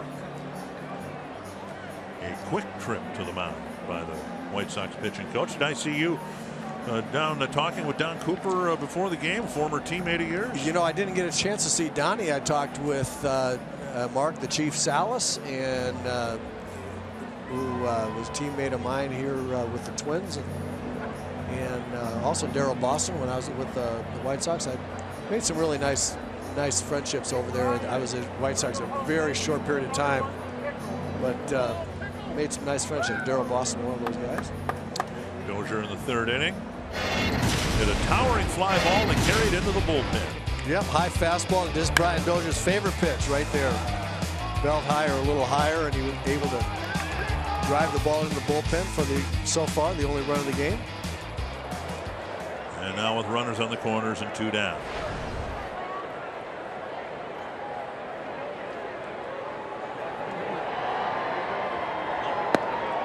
Strike on the outside corner. Laurie, the second baseman, almost lined up behind the second base bag. So there's a huge hole on the right side of the infield.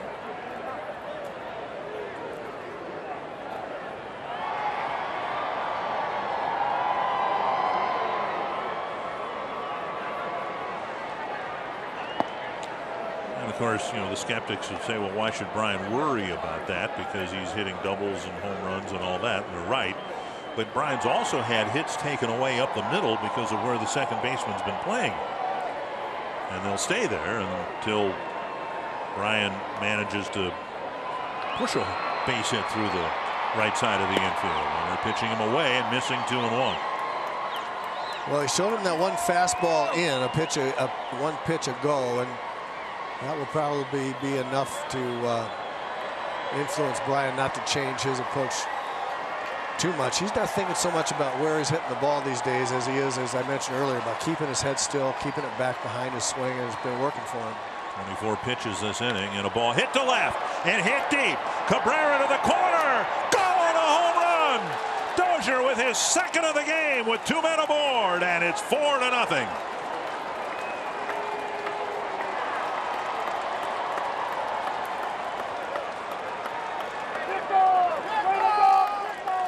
Brian Dozier with home runs 11 and 12 on the season. And when you're that hot and you're feeling that good at the plate, there's really no reason, shift or no shift, to change what you're doing. Watch how still his head is. Stays back. The ball drifts right down in the strike zone, and he put a charge in one. Watch his head. Look how still it is. That's a beautiful swing right there. And that little change that Tom Brunansky had him working on has made all the difference. As we mentioned earlier, it's just turned him right around. His confidence is back. And now another one clanked by Avila. So you're seeing Brian Dozier. You saw him hit a high fastball for a home run to left, and now staying back on a breaking ball and putting a charge in a curveball. Just real good hitting with Brian. He's hot, hot, hot. And now Plouffe, 1-0, takes a strike at the knees.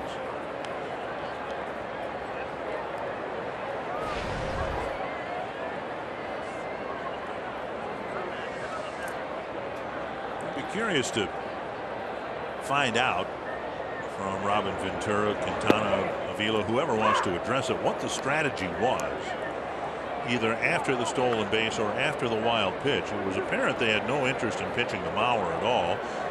Got great numbers against Quintana, but that put 2 men aboard for a guy who's swinging it awfully well right now. 1 and 2.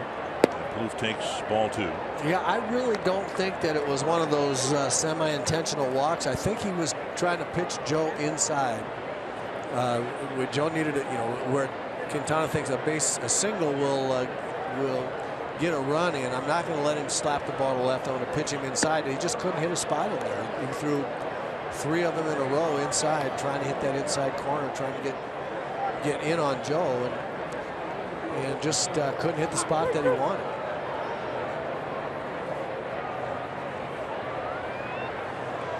Now a full count to Plouffe. 30 pitches this inning for Quintana. And a fastball up and away ends the inning. Brian Dozier's done it all here tonight for the Twins in terms of producing runs. Swinging the bat like a cleanup hitter. He's got 2 home runs tonight.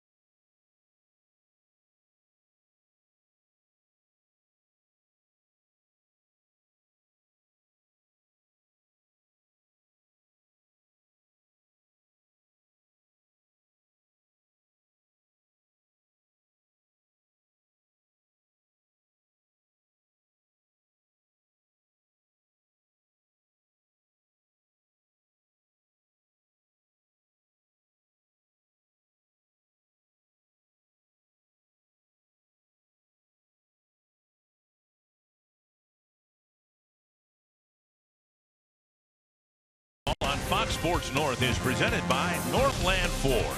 Visit northlandford.com and your local Northland Ford dealer today. And by Grand Casino. The best stories start here. What's yours? Brian Dozier with a big home run with a man in scoring position. Meanwhile, the White Sox are 0 for 5 again tonight with men in scoring position. Still nice to see Abreu leading off an inning. He takes strike 1.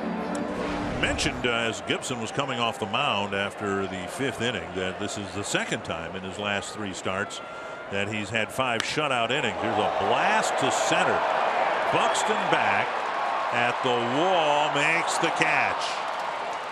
A deep fly to center, 1 away. 2 starts ago against the Yankees, Gibson had it going. A lot of 1, 2, 3 innings, 5 shutout innings, and then to start the 6th inning and then beyond into the 7th, 6 of the next 8 batters reached base, and he ended up being tagged with the loss. A deep fly here to start the 6th inning, and now Melky Cabrera. Cabrera 0 for 2. A ground ball to Dozier and a pop-up to Dozier. Strike on the outside corner.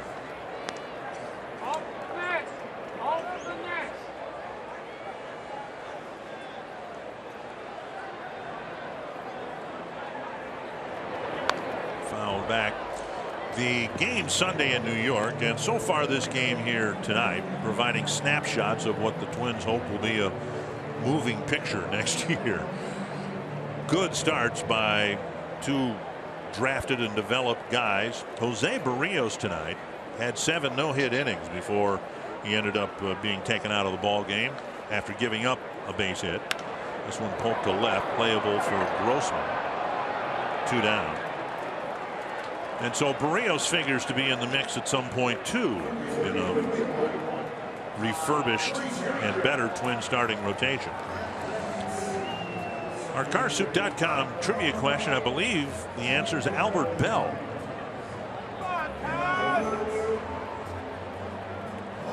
And it's Dick Allen. I was going to say Richie Allen. I remember him. Okay. But you know, it's easy for me to say afterwards. But I figured you knew what you were talking about. But you know the. Why on earth would you think that? Well, you're pretty good at this stuff. But Jim Thome had a lot of. That looks like a Jim Thome follow through right there. There's a pop up behind first. Mauer will chase it into foul territory. Mauer makes the catch.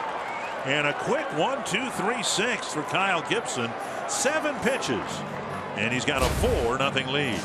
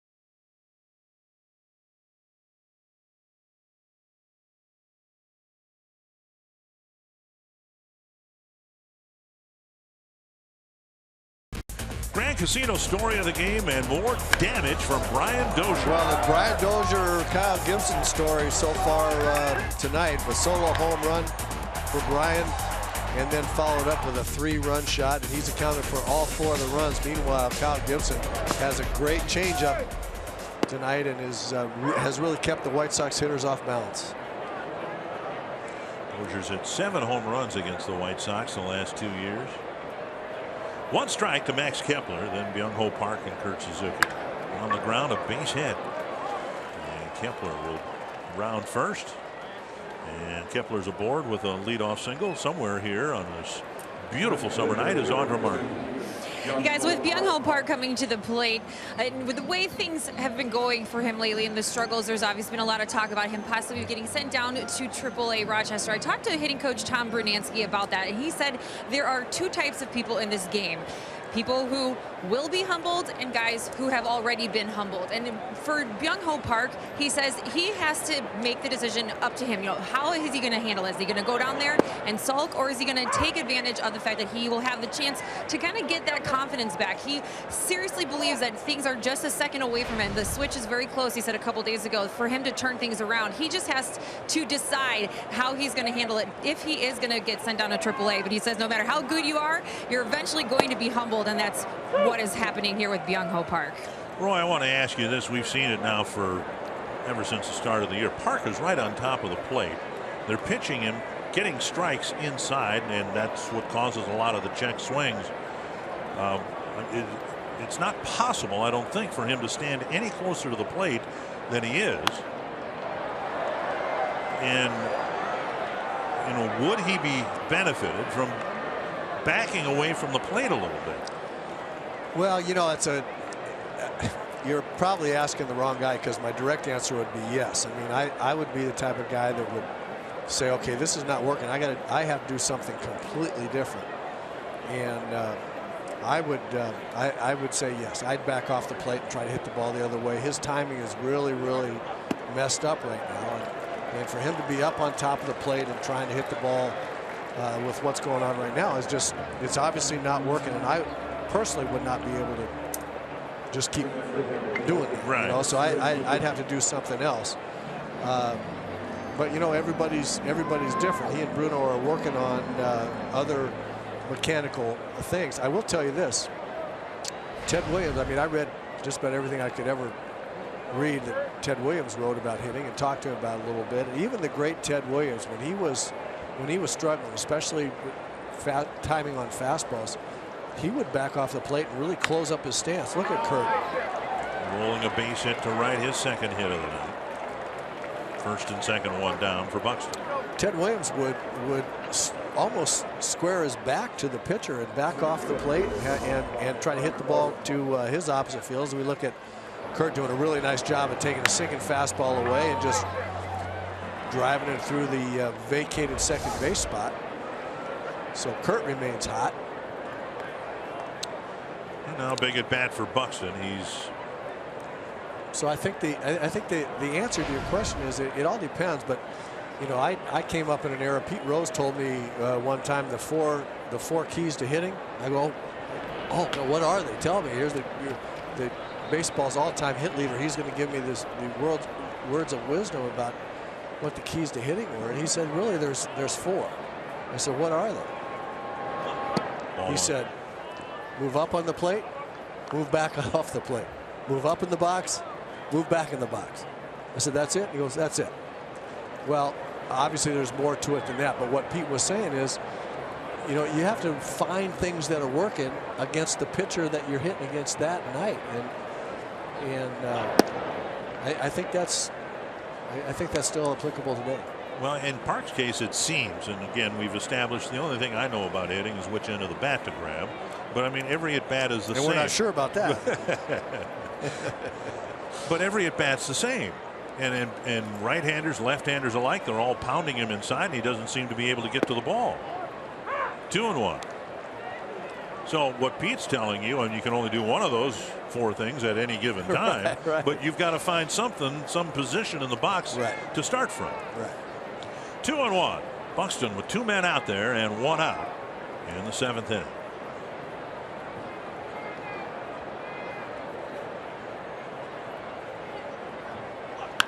On the ground, they get 1. They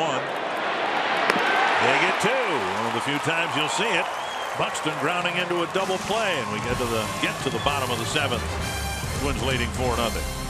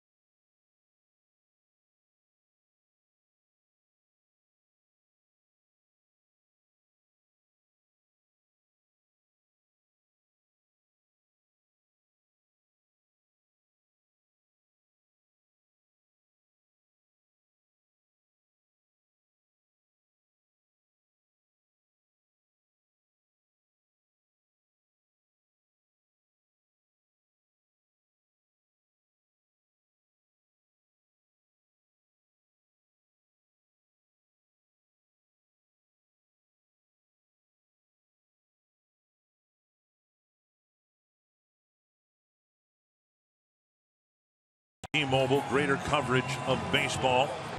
Yordano Ventura gave up 7 runs. Matt Carpenter with his 14th home run of the season for the Cardinals.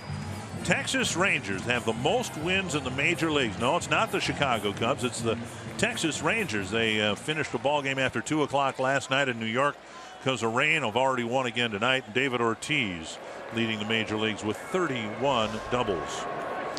Kyle Gibson had such a quick time of it in the 6th. He should be ready to go here in the 7th. Laurie, Avila, and Garcia, with Gibson and the Twins leading 4-0. Outside, ball 1. Laurie has one of the 4 Chicago singles. Single in the 2nd, stole a base, then he struck out in the 4th. Hit a long way, but foul, 1-1.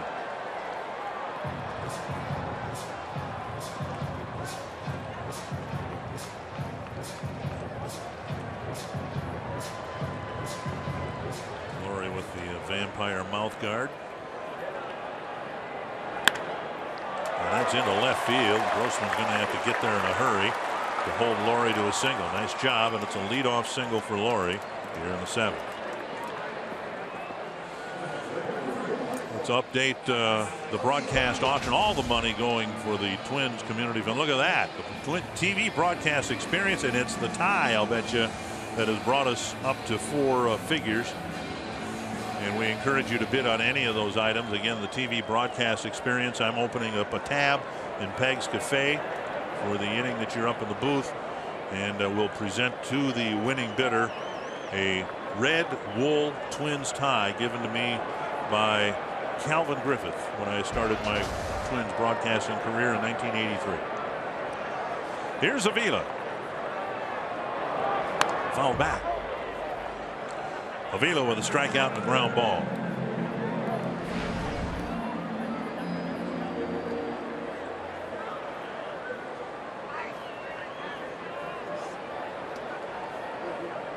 Ryan Presley getting loose again. When it ended for Gibson 2 starts ago against the Yankees, it ended in a hurry and in a big way. Hits, walks, and he'll try to get a ground ball here with Avila taking a strike, and it's 0-2. Has not, in part because he hasn't given up many base runners, has not gotten the ground ball double play in the start here tonight.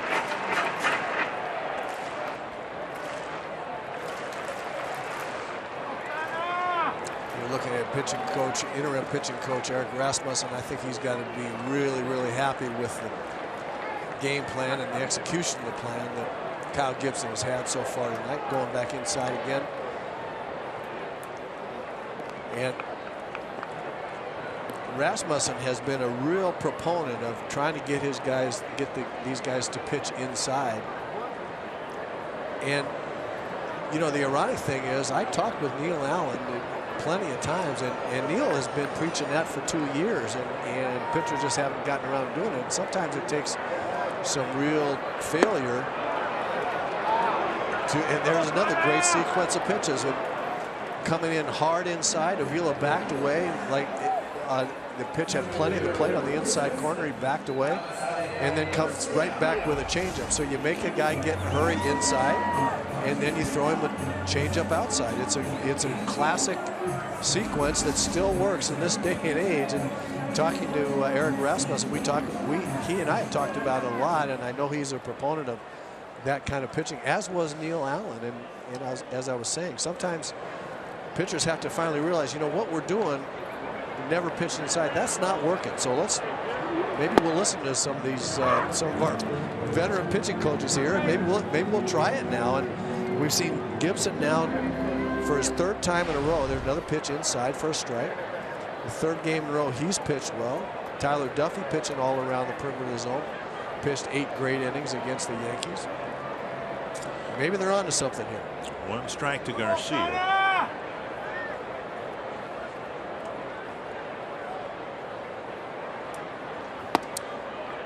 Just missed inside. This is coming right after a homestand where the homestand ended 3 games with the Phillies, and the Phillies really were limping into Target Field in terms of scoring runs, and they pretty much rubbed the Twins pitching staff their noses into it. 22 runs in 3 games. 1-1 to Garcia. I really think that was kind of the last straw for Eric Rasmussen, that series against the Phillies. And that's when I think he was able to get to the pitchers and say, look, that is not working. Just trying to throw the ball away all the time and missing over the plate and watching it go in the 3rd deck. That's not working. Just can I finally convince you to try something else here? Down and away, 2-1.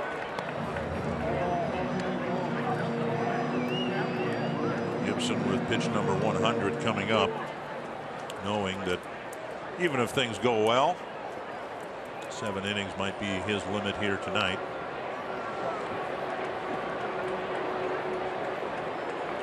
Two and 1.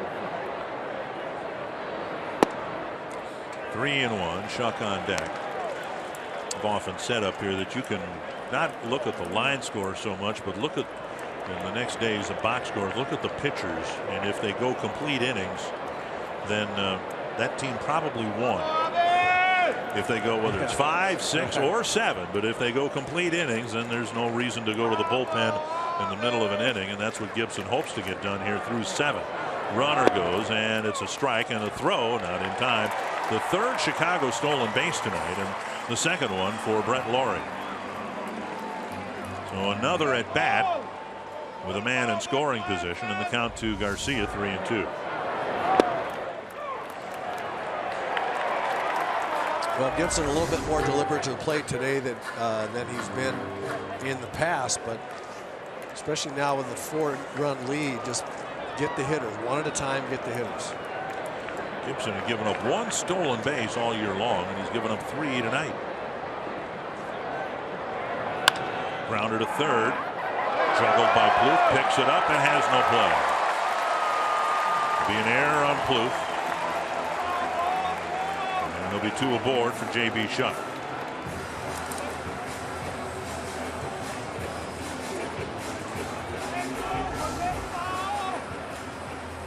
A lot of overspin on that ball, and it really hopped up on Trevor. He just couldn't glove it. Once he was backed up and couldn't make the play, then he had no chance.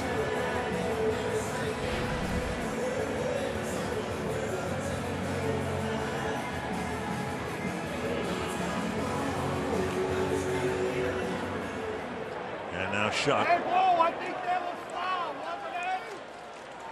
The only hit that the White Sox have with a man on base is Anderson's infield hit in the third.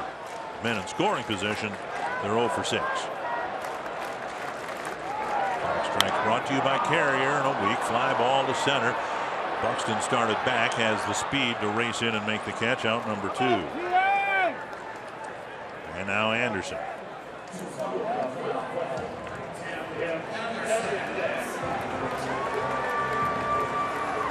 Anderson, of course, scouted in the minor leagues, and I'm sure the Twins made note of Anderson's season stats. He now has 76 at bats with no walks.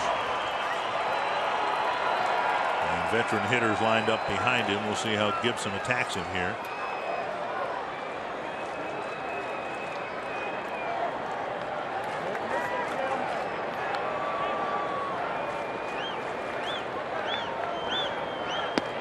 Missing inside, ball 1.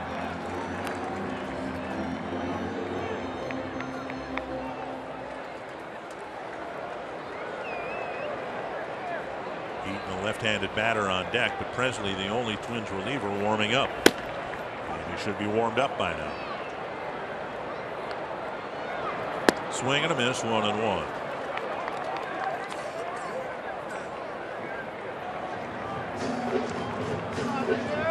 Gibson should have it all in his favor here. As you mentioned, Anderson will not take a walk. Evidently, you can't put him on. Chances are he won't if he just make it close enough. He doesn't have to come in with anything down the middle. Just make it close enough like that. Suzuki setting up down and away out of the strike zone, and he got strike 2. Just make it close enough, off the plate, but close enough. I mean, when the guy's got 76 at bats and hasn't gotten a walk yet, and he has a bunch of strikeouts, you really don't have to throw him anything that's a good pitch. You just have to make it close enough for him to flail at it. And a grounder to third. Plouffe can go to the bag. 7 shutout innings for Kyle Gibson, and the Twins hold on to that 4-0 lead.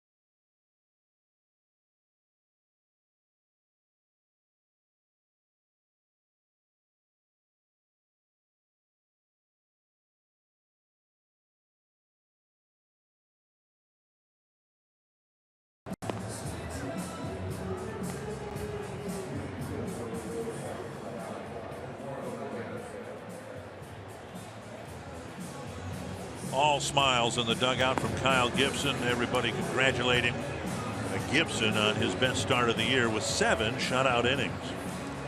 Well, he pitched great. Plan was great. The execution was great. Pitching against a team that he has dominated in the past, as you said, planets appeared to be aligned, and you know, it never hurts, regardless how good you've been against somebody, it never hurts to have a good plan and really execute. He pitched great. See, I said the stars were aligned. You said the planets. Well, so you were fifth dimension Aquarius. You're old enough to remember that, right? Yeah, absolutely. Eduardo Nunez facing Chris Beck, first man out of the Chicago bullpen.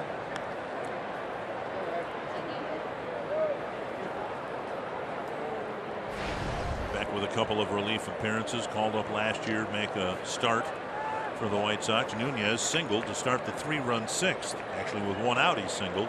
Stole a base, went to third on a wild pitch. Now a chopper to third. Frazier gets the first hop and fires across one way.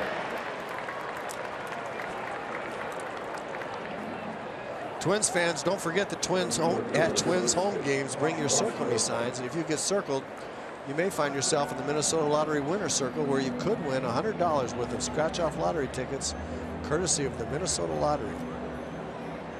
One down. Here's Robbie Grossman. 2 strikeouts and a ground out. Grossman's average continuing to tumble down to 262.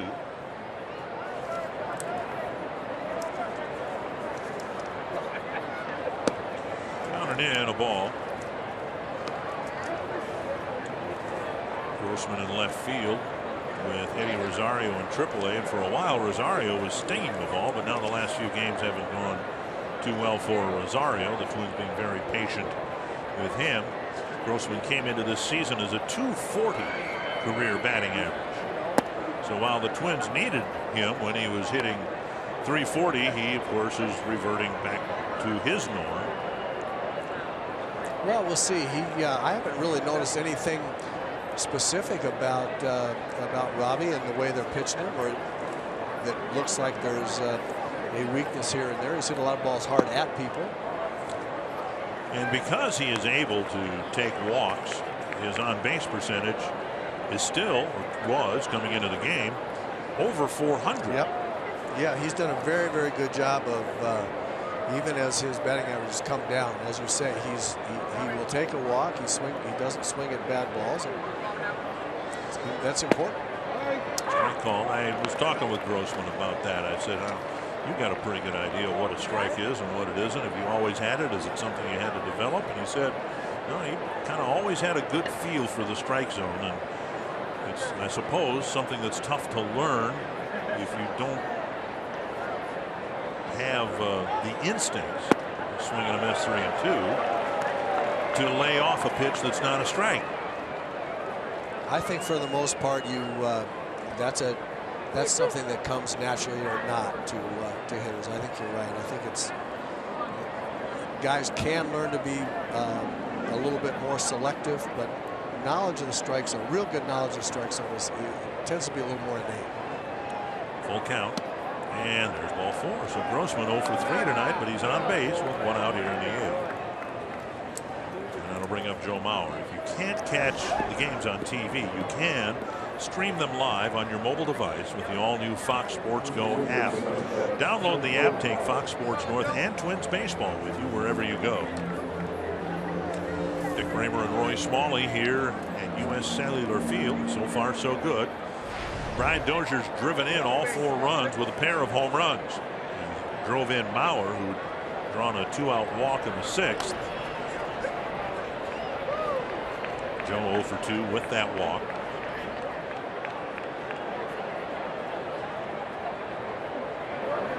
Up and away, ball 1.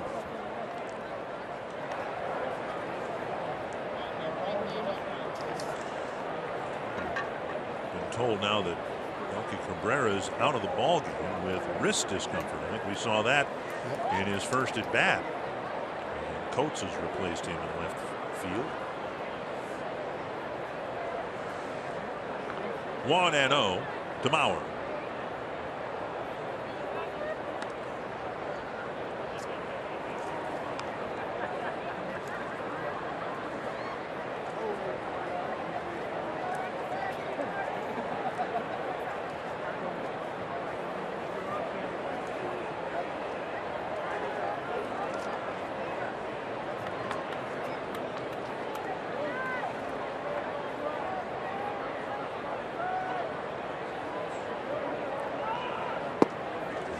strike on the outside corner.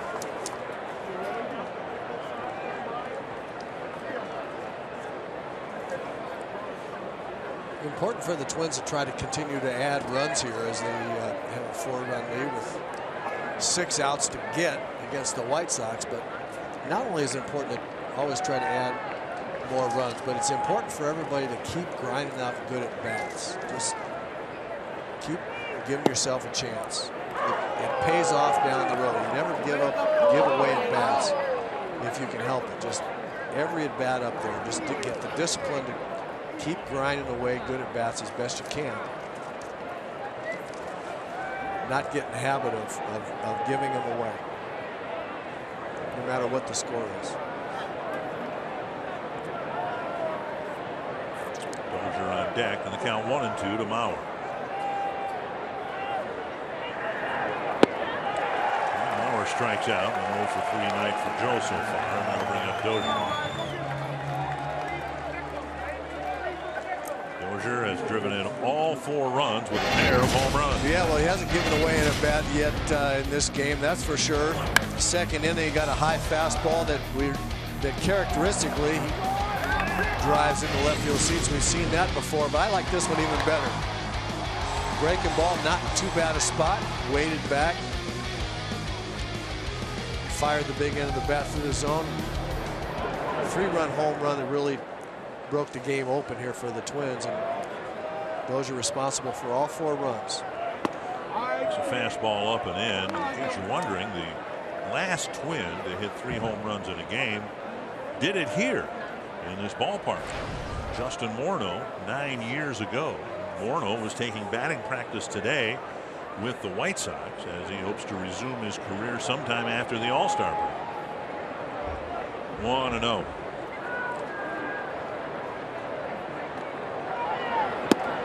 Did you get a chance to talk to Justin? I did, and found out more about his injury, which I think took a lot of people by surprise. I was unaware that in spring training last year he had a tendon detach in his non-throwing elbow, and as you might imagine, he played with it as best he could last year, but the power was gone, and really was a disappointing year for Justin. 1-1 to Brian Dozier.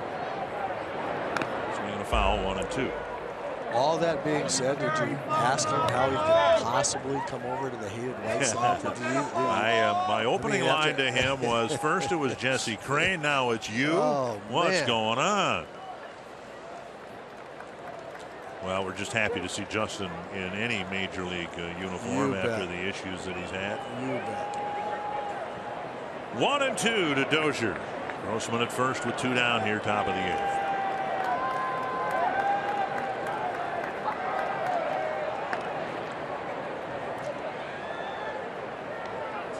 Beck showing pretty good stuff out there. He's 95, 96 miles an hour fastball, and struck Joe Mauer out with what looked like a split finger. I think he's got a pretty good one. 87 miles an hour, gets up there looking like a fastball, and the bottom dropped out. And I think it's probably his go-to strikeout pitch. Dribbler in front of Frazier, bare hands and fires, not in time. Dozier beating the White Sox twice with long balls. Now a 60-footer in front of the third baseman. First and second, 2 down. Well, good for Brian. He's got some of those coming to him. The Twins have some coming to him after what we've seen with the Yankees and the White Sox tonight, dribbling the ball around. Brian gets out of the box pretty well. Frazier very good at this play, but just playing too deep, and Brian got out of the box well. And another opportunity now for Trevor Plouffe. He's not had the best of nights with 3 strikeouts and an error in the field.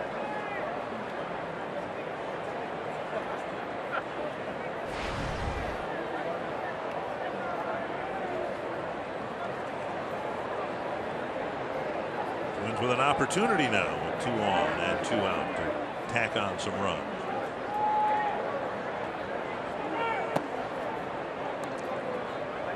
Vila caught that funny. 1-0. Well, it was that's one of the hardest pitches to hit right there. Major Leaguers will tell you, the backup slider, that And evidently it's a hard pitch to catch too. He was looking for that ball to break down and away and just kind of spun it. Hitters call that a backup slider. Sometimes you're waiting for it to break and you wait a little bit and you jam yourself waiting for something they shouldn't have waited on. Sometimes you get to use a new baseball after one of those, don't you? Yeah, the backup slider is a little different than the hanging slider. Okay. It's hard to describe what a backup slider is other than to say it doesn't slide at all and seems to maintain its speed, and so you kind of weight yourself into jamming yourself. It's a weird sensation. You see the spin, but it doesn't have the break. It doesn't have the break, and it stays inside. But in now 2-1.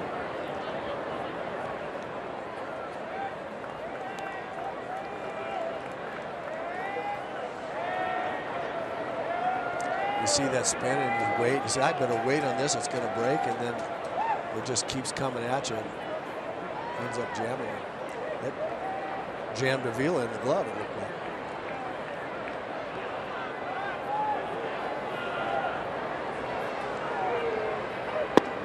And over the inside corner, now 2-2.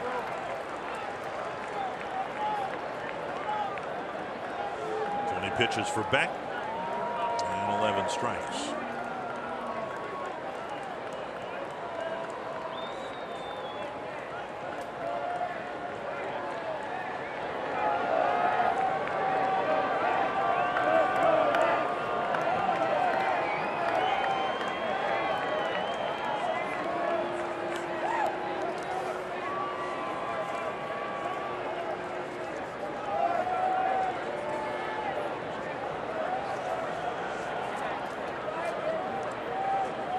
Two and two to Plouffe with 2 gone and 2 on. Popped up between the mound and second base, and Anderson with the catch. The Twins leave 2 aboard. On to the bottom of the 8th. Twins up 4-0.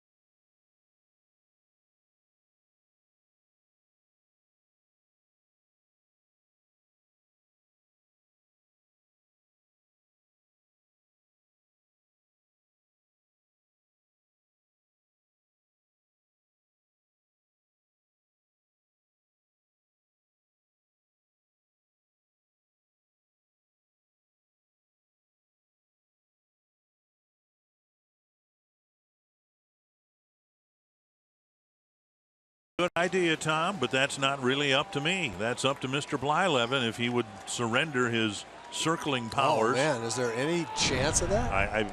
You know, Bert might be watching, and Bert, if you're watching, if you're willing to do that, and the winning bidder happens to exercise the winning bid on a night you're there, whether you'd be willing to release your telestrator for 1 inning.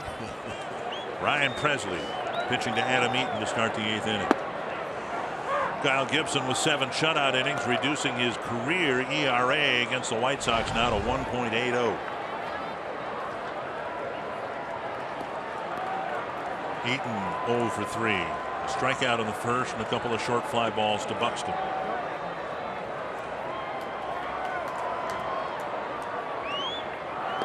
Swing and a miss, 1-2. So 7 complete innings, allowing Presley presumably to pitch through the 8th. Kinsler maybe the 9th. And a nice orderly way to bookend an off day with 8 innings from your starter one day and 7 on the other end of the off day. Yeah. And in the 2 games, the 2 starters in 15 innings gave up 1 run. 1-2 to Eaton. Abreu and Cabrera will follow. Eric Rasmussen, the interim pitching coach, has to be very, very happy with those bookends that you were just talking about. Duffy on Sunday and Gibson tonight. Pitching, really executing the plan just the way he wants him to pitch, I think. 2-2. And way down the road, if you ever got to the point where you could count on what we've seen the last 2 games, you might be able to cut back from 13 pitchers to 12. 2-2. Driven foul. And Jose Barrios with a good start tonight in AAA. Back-to-back really good starts for him. Took a no-hitter, I believe it was into the 7th. I might have said earlier through 7, but 6 no-hit innings, and then he gave up a hit in the 7th.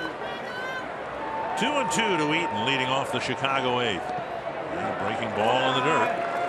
And of course, the last thing Presley wants is to unnecessarily start filling the bases here with a 4-run lead. Yeah, you don't walk people here, that for sure. You make everybody swing the bat.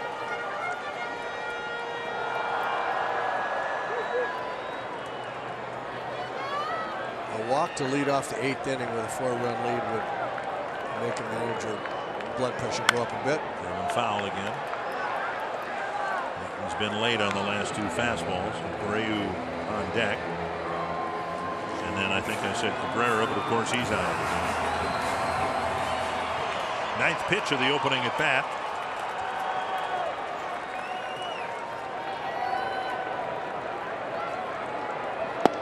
Got him on the outside corner at 97.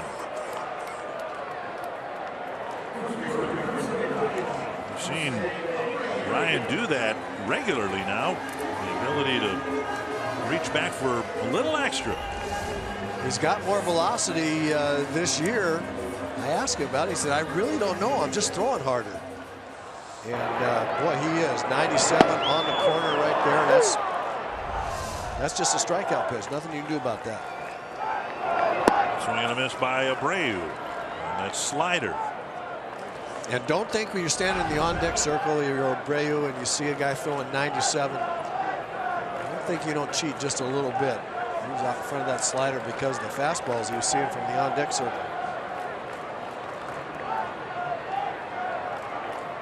Fouled away at 96.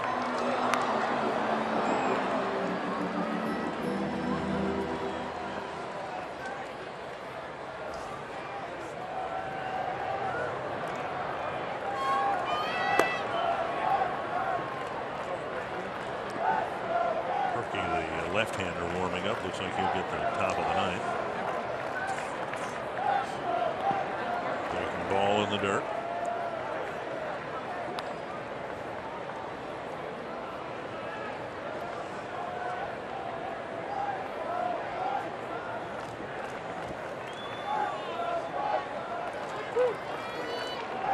Abreu hit the ball hard his last time up, sending Buxton to the center field fence.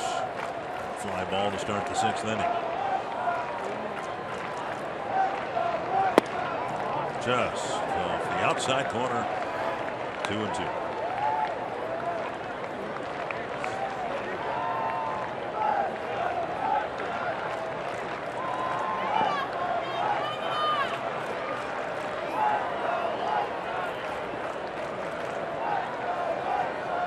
Boy, if Ryan Presley could ever be consistent about staying out of the middle of the plate with this stuff that he's featuring right now, he's going to be awfully tough. Suzuki set up away. Mosley missed inside. Now it's 3-2. He doesn't have just absolutely pinpoint command yet. If he ever were to get that, he's, as I said, he's just going to be with 96, 97, with the ability of his breaking ball to be as sharp as it is. You look at the last two pitches there, right on the corners. A little humpback liner to left. Abreu got a reprieve. It looked like pitches 4 and 5, at least 5 was in the strike zone, but Abreu gets a base hit with 1 out in the inning. The auction will close 10 minutes after the end of the game in our broadcast experience. $1,000 the bid here, and you can see some of the other items. We do have bids on all 5 items. And again, the TV broadcast experience, including an open tab at Peg's Cafe, and the red wool Twins tie given to me by Calvin Griffith in 1983. 6 Chicago singles, and here is Coates in for the injured Melky Cabrera. Coates with 15 at bats and just 1 hit, a double, 4 walks, 7 strikeouts.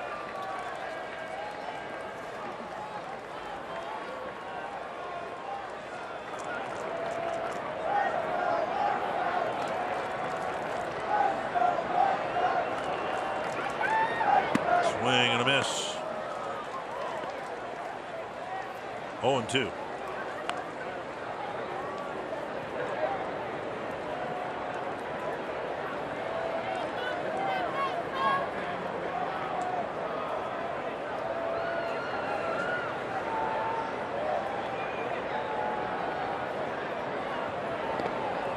Breaking ball strikes out. Coates out number 2. And we'll bring up Todd Frazier. This copyrighted telecast is presented by authority of the Minnesota Twins and may not be reproduced or retransmitted in any form. And the accounts and descriptions of this game may not be disseminated without the express written consent of the Minnesota Twins, LLC. Frazier 0 for 3, 2 strikeouts and a foul out to Mauer. Made a nice running catch with his back to the infield in the 6th. Strike 1 from Presley. Good pitch there, 96 on the inside corner. We've seen Frazier really out in front of a lot of breaking balls. That's a good way to start him off. That fastball. On the ground, back at it. Nunez fires to second. Nice play. Firing on target to Dozier to force Abreu at second base. And Ryan Presley pitches a clean inning in the 8th.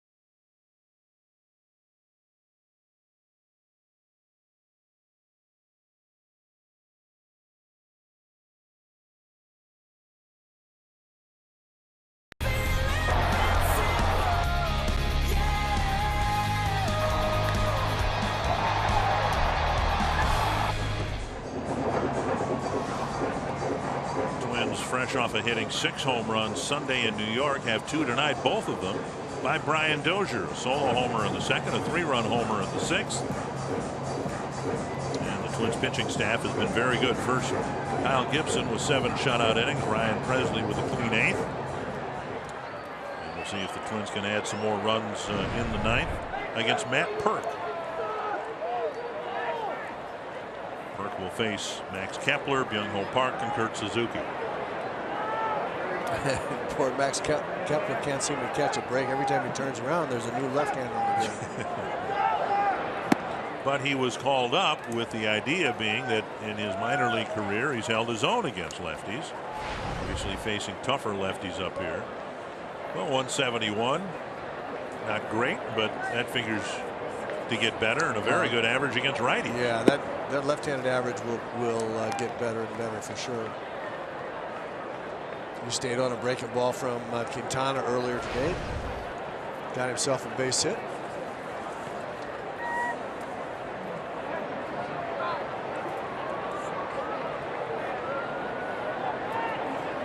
Two and 0.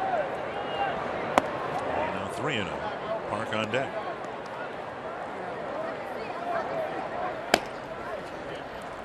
Kinsler warming up. Abad was warming up. Kinsler getting loose for apparently the 9th inning.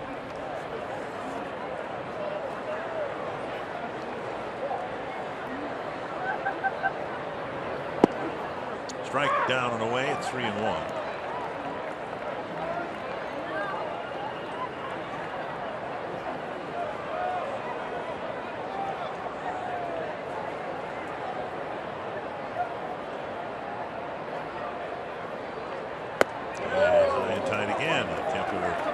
Reached twice tonight with a single and a walk. And we'll bring up Byung-Ho Park.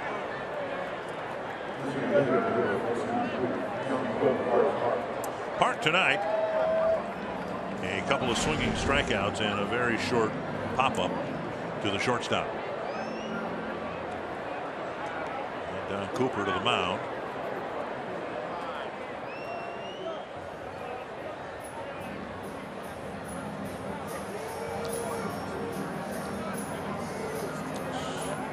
Noah warming up, another right-hander.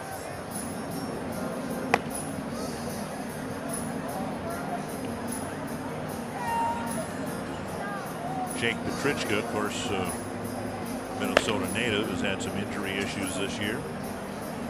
That's why we're seeing the likes of Perk and Beck and maybe Noah. Michael Tonkin warming up now in the event the Twins push the lead out beyond 4. Brandon Kinsler looks very short, warming up on the mound next to Michael Tonkin. Yep.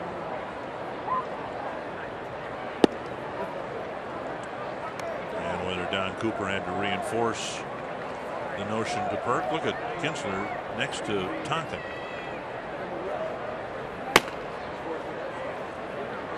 Tonkin's taller at the bottom of the mound than Kinsler is on the top of it.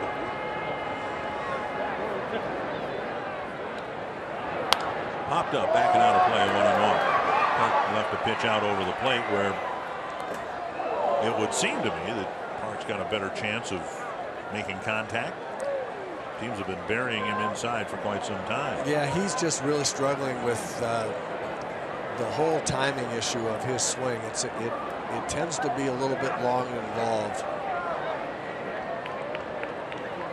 He's got a lot of talent to hit, a lot of strength, and he's just going to need to figure out here at this level where that swing goes. Down and in. 2-1.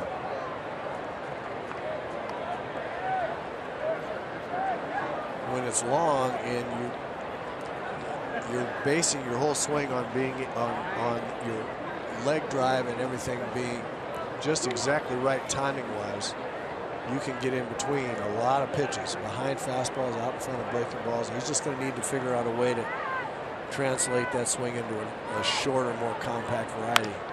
Check swing and under the glove of the pitcher, and Park grounds out. Kepler sliding into second base, 1 down. Wow, we're up to 1,500. I'm telling you, that's that tie We've almost doubled the radio guys. Tom Hanneman's idea of maybe circling if Burt will allow it. Burt let that happen. A lot of people have been circled, but how many guys have actually circled? I got to believe that that's a heavy bet on Burt saying yes. Okay.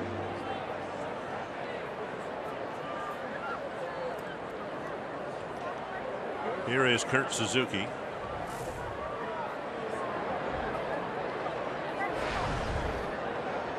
Suzuki with 2 hits, double off the fence in left center, and a ground ball single to right.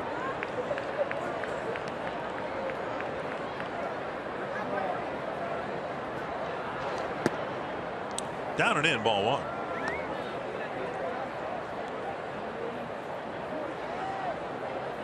Twins out hitting the White Sox just 7-6, but there are 3 extra base hits for the Twins. Suzuki's double and Dozier's 2 home runs. Boy, this is a crazy game. It's been a crazy game as long as I've been around it, and it continues to be. You watch guys go through struggles hitting. 1-1. Most notably Kurt Suzuki. It looked like he really was confused, and all of a sudden he's on fire. Brian Dozier hit 200 for 2 months, and now it looks like he's the Brian Dozier of old. This game will absolutely drive you crazy. This hitting stuff, it's just nutty.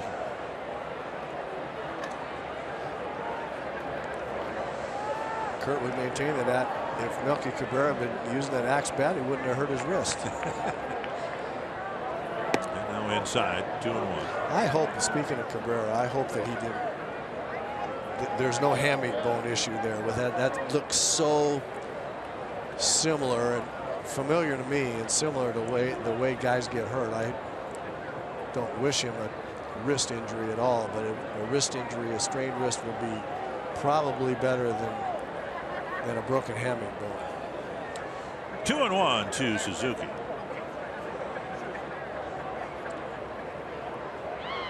Popped up right field, playable for Eaton. Kepler setting up for a possible tag, and he'll go. And Eaton's throw not in time. 2 down. That'll bring up Buxton. Well, the hamate bone injury is the only athletic injury I can relate to. Now, you did your hamate bone swinging the bat. Yep. I broke mine making a tumbling catch in left field in a church softball league. And broke my hamate. I got the scar right there. See? Well, you do. Yeah. Wow. And I know that sometimes those don't show up on X-rays. Right. You really, it takes somebody that really knows what they're doing to try to be able to see that on an X-ray. Well, you should have seen me make that catch, though. Man, it was awesome. Outside corner, strike 1. And you kept the ball in the glove. And yeah. You might notice, it was. My hamate bone was broken on my throwing hand. Throwing hand. Which ought to tell you exactly how graceful a move it was. And Buxton taps it foul, 0-2. I figured maybe you were so pleased with yourself you slammed your hand down in the ground in excitement. Make no mistake, my hand slammed the ground, but it wasn't intentional. 2 strikes to Buxton, 0 for 3. That ground just came up and got you way sooner than you thought, didn't it? Yeah.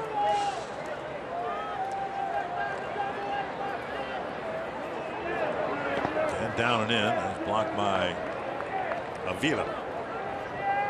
Kepler at third with 2 down. Twins had a chance to add on some runs in the 8th. A chance here in the 9th. So they hope they won't need that. That's actually a pretty big run. It's wonderful to go into the 9th inning and knowing a grand slam can't beat you. So can't tie the game up. And Buxton chases, strikes out. Strands Kepler at third, and it'll be a 4-run lead, presumably, for Brandon Kintzler when we come back.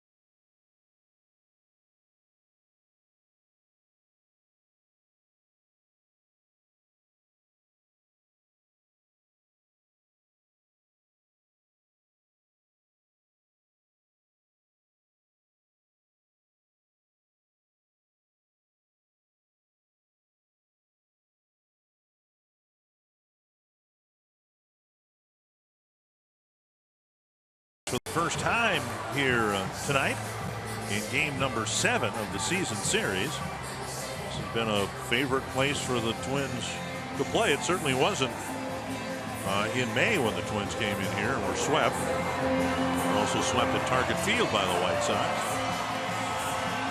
Brandon Kintzler comes in to pitch to the White Sox in the 9th inning, starting with Brent Lawrie. Brandon Kintzler's pitched very, very well here for the Twins, his first season with Minnesota. And down and away, ball 1. On the subject of Twins relievers, Trevor May got into the game tonight for Rochester, and he pitched a 1-2-3 ninth with a couple of strikeouts. Got the save for Jose Barrios. 1-0, and Lawrie takes ball 2. In this kind of imposed situation of bullpen by committee for Paul Molitor this year, with the injuries and problems to the what was supposed to be a 7th, 8th, and 9th inning plan with 3 guys. Kintzler's been very, very good. Another arm out there capable of finishing games.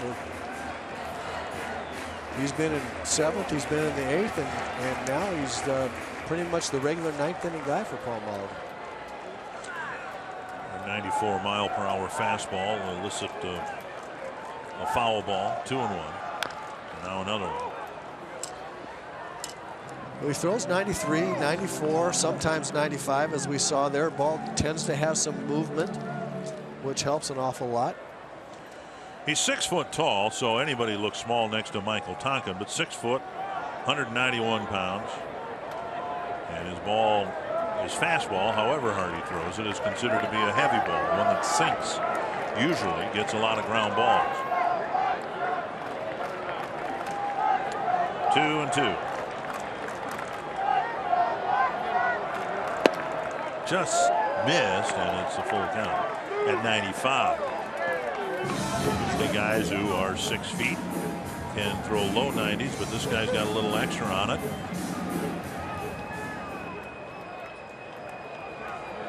And he, like Presley, doesn't want to start his inning with a walk. Grounder, high hop for Nunez, and he slings it over to Mauer, 1 away. I think what we've seen over the course of the action this year, as we look at the broadcast auction experiences, both for TV and radio, the Plouffe Skywalker now up to $525. Zach Brown band items, Hall of Fame package, and we encourage you to keep bidding. Got a few minutes left here. But I think what we've seen, Roy, it's a sign, hopefully, of an improved bullpen moving forward. It's not enough now to throw 94, 95 as, say, J.R. Graham did. J.R. Graham was on this team as a Rule 5 pickup and a little bit this year as well because he threw hard. But if it's straight as a string and you have no idea where it's going, that doesn't serve your team very well. And now we've got Kintzler with some sink on a 90-plus mile-per-hour fastball. Presley getting it up to 97, even a couple of 98s. Trevor May, we saw pitch with higher velocity last year than he did at any point this year. And we come to find out he's had some back issues that he's trying to fight his way through. 2 strikes to Avila. Well, the other thing about pitching out of the bullpen, too, is if hitters have no worry about you being able to throw breaking balls for a strike, you almost can't throw it too hard. So what these guys have shown is fastball movement and the ability to put a breaking ball thought in the hitter's mind as well. 2 down quickly here in the 9th. Time now for what's next, brought to you by CenturyLink. The White Sox are crossing their fingers that they saw some improvement from James Shields his last time out. And Ricky Nolasco will start for the Twins in Game 2 tomorrow night. Well, if you look at 13 walks and 13 2/3, that's halfway to the problem right there. That's uncharacteristics of the James Shields that we're used to seeing. 2 down, Garcia at the plate. And back to Kintzler. Not a save tonight, but a nice tidy 1-2-3 night finishing off a really good night for the Twins pitching staff. 7 good innings for Kyle Gibson. Presley and Kinchler finish it up, and Brian Dozier driving in all 4 runs with a pair of home runs, and the Twins finally beat the White Sox. Yeah, good to see that young man smiling like that. It was a tough 2 months. It looks like he's got his mojo back, and boy, the Twins need him. The lineup certainly built around Brian Dozier's ability to produce runs, both scoring and driving them in, and he's starting to do exactly that. Well, back-to-back games now. The last one in New York, the first one here in Chicago, where the Twin starters have been brilliant, with Tyler Duffy giving the Twins 8 innings, just 1 run allowed, and that run scored in the 8th. And tonight, Kyle Gibson with 7 shutout innings, and as you see, he's downstairs with Audra Martin. Thanks, guys. Kyle, I know you weren't focused on the wins and losses, getting the first win. You just wanted to have some consistency. You definitely had that tonight, and you did grab the first win. How are you feeling after this one? Good.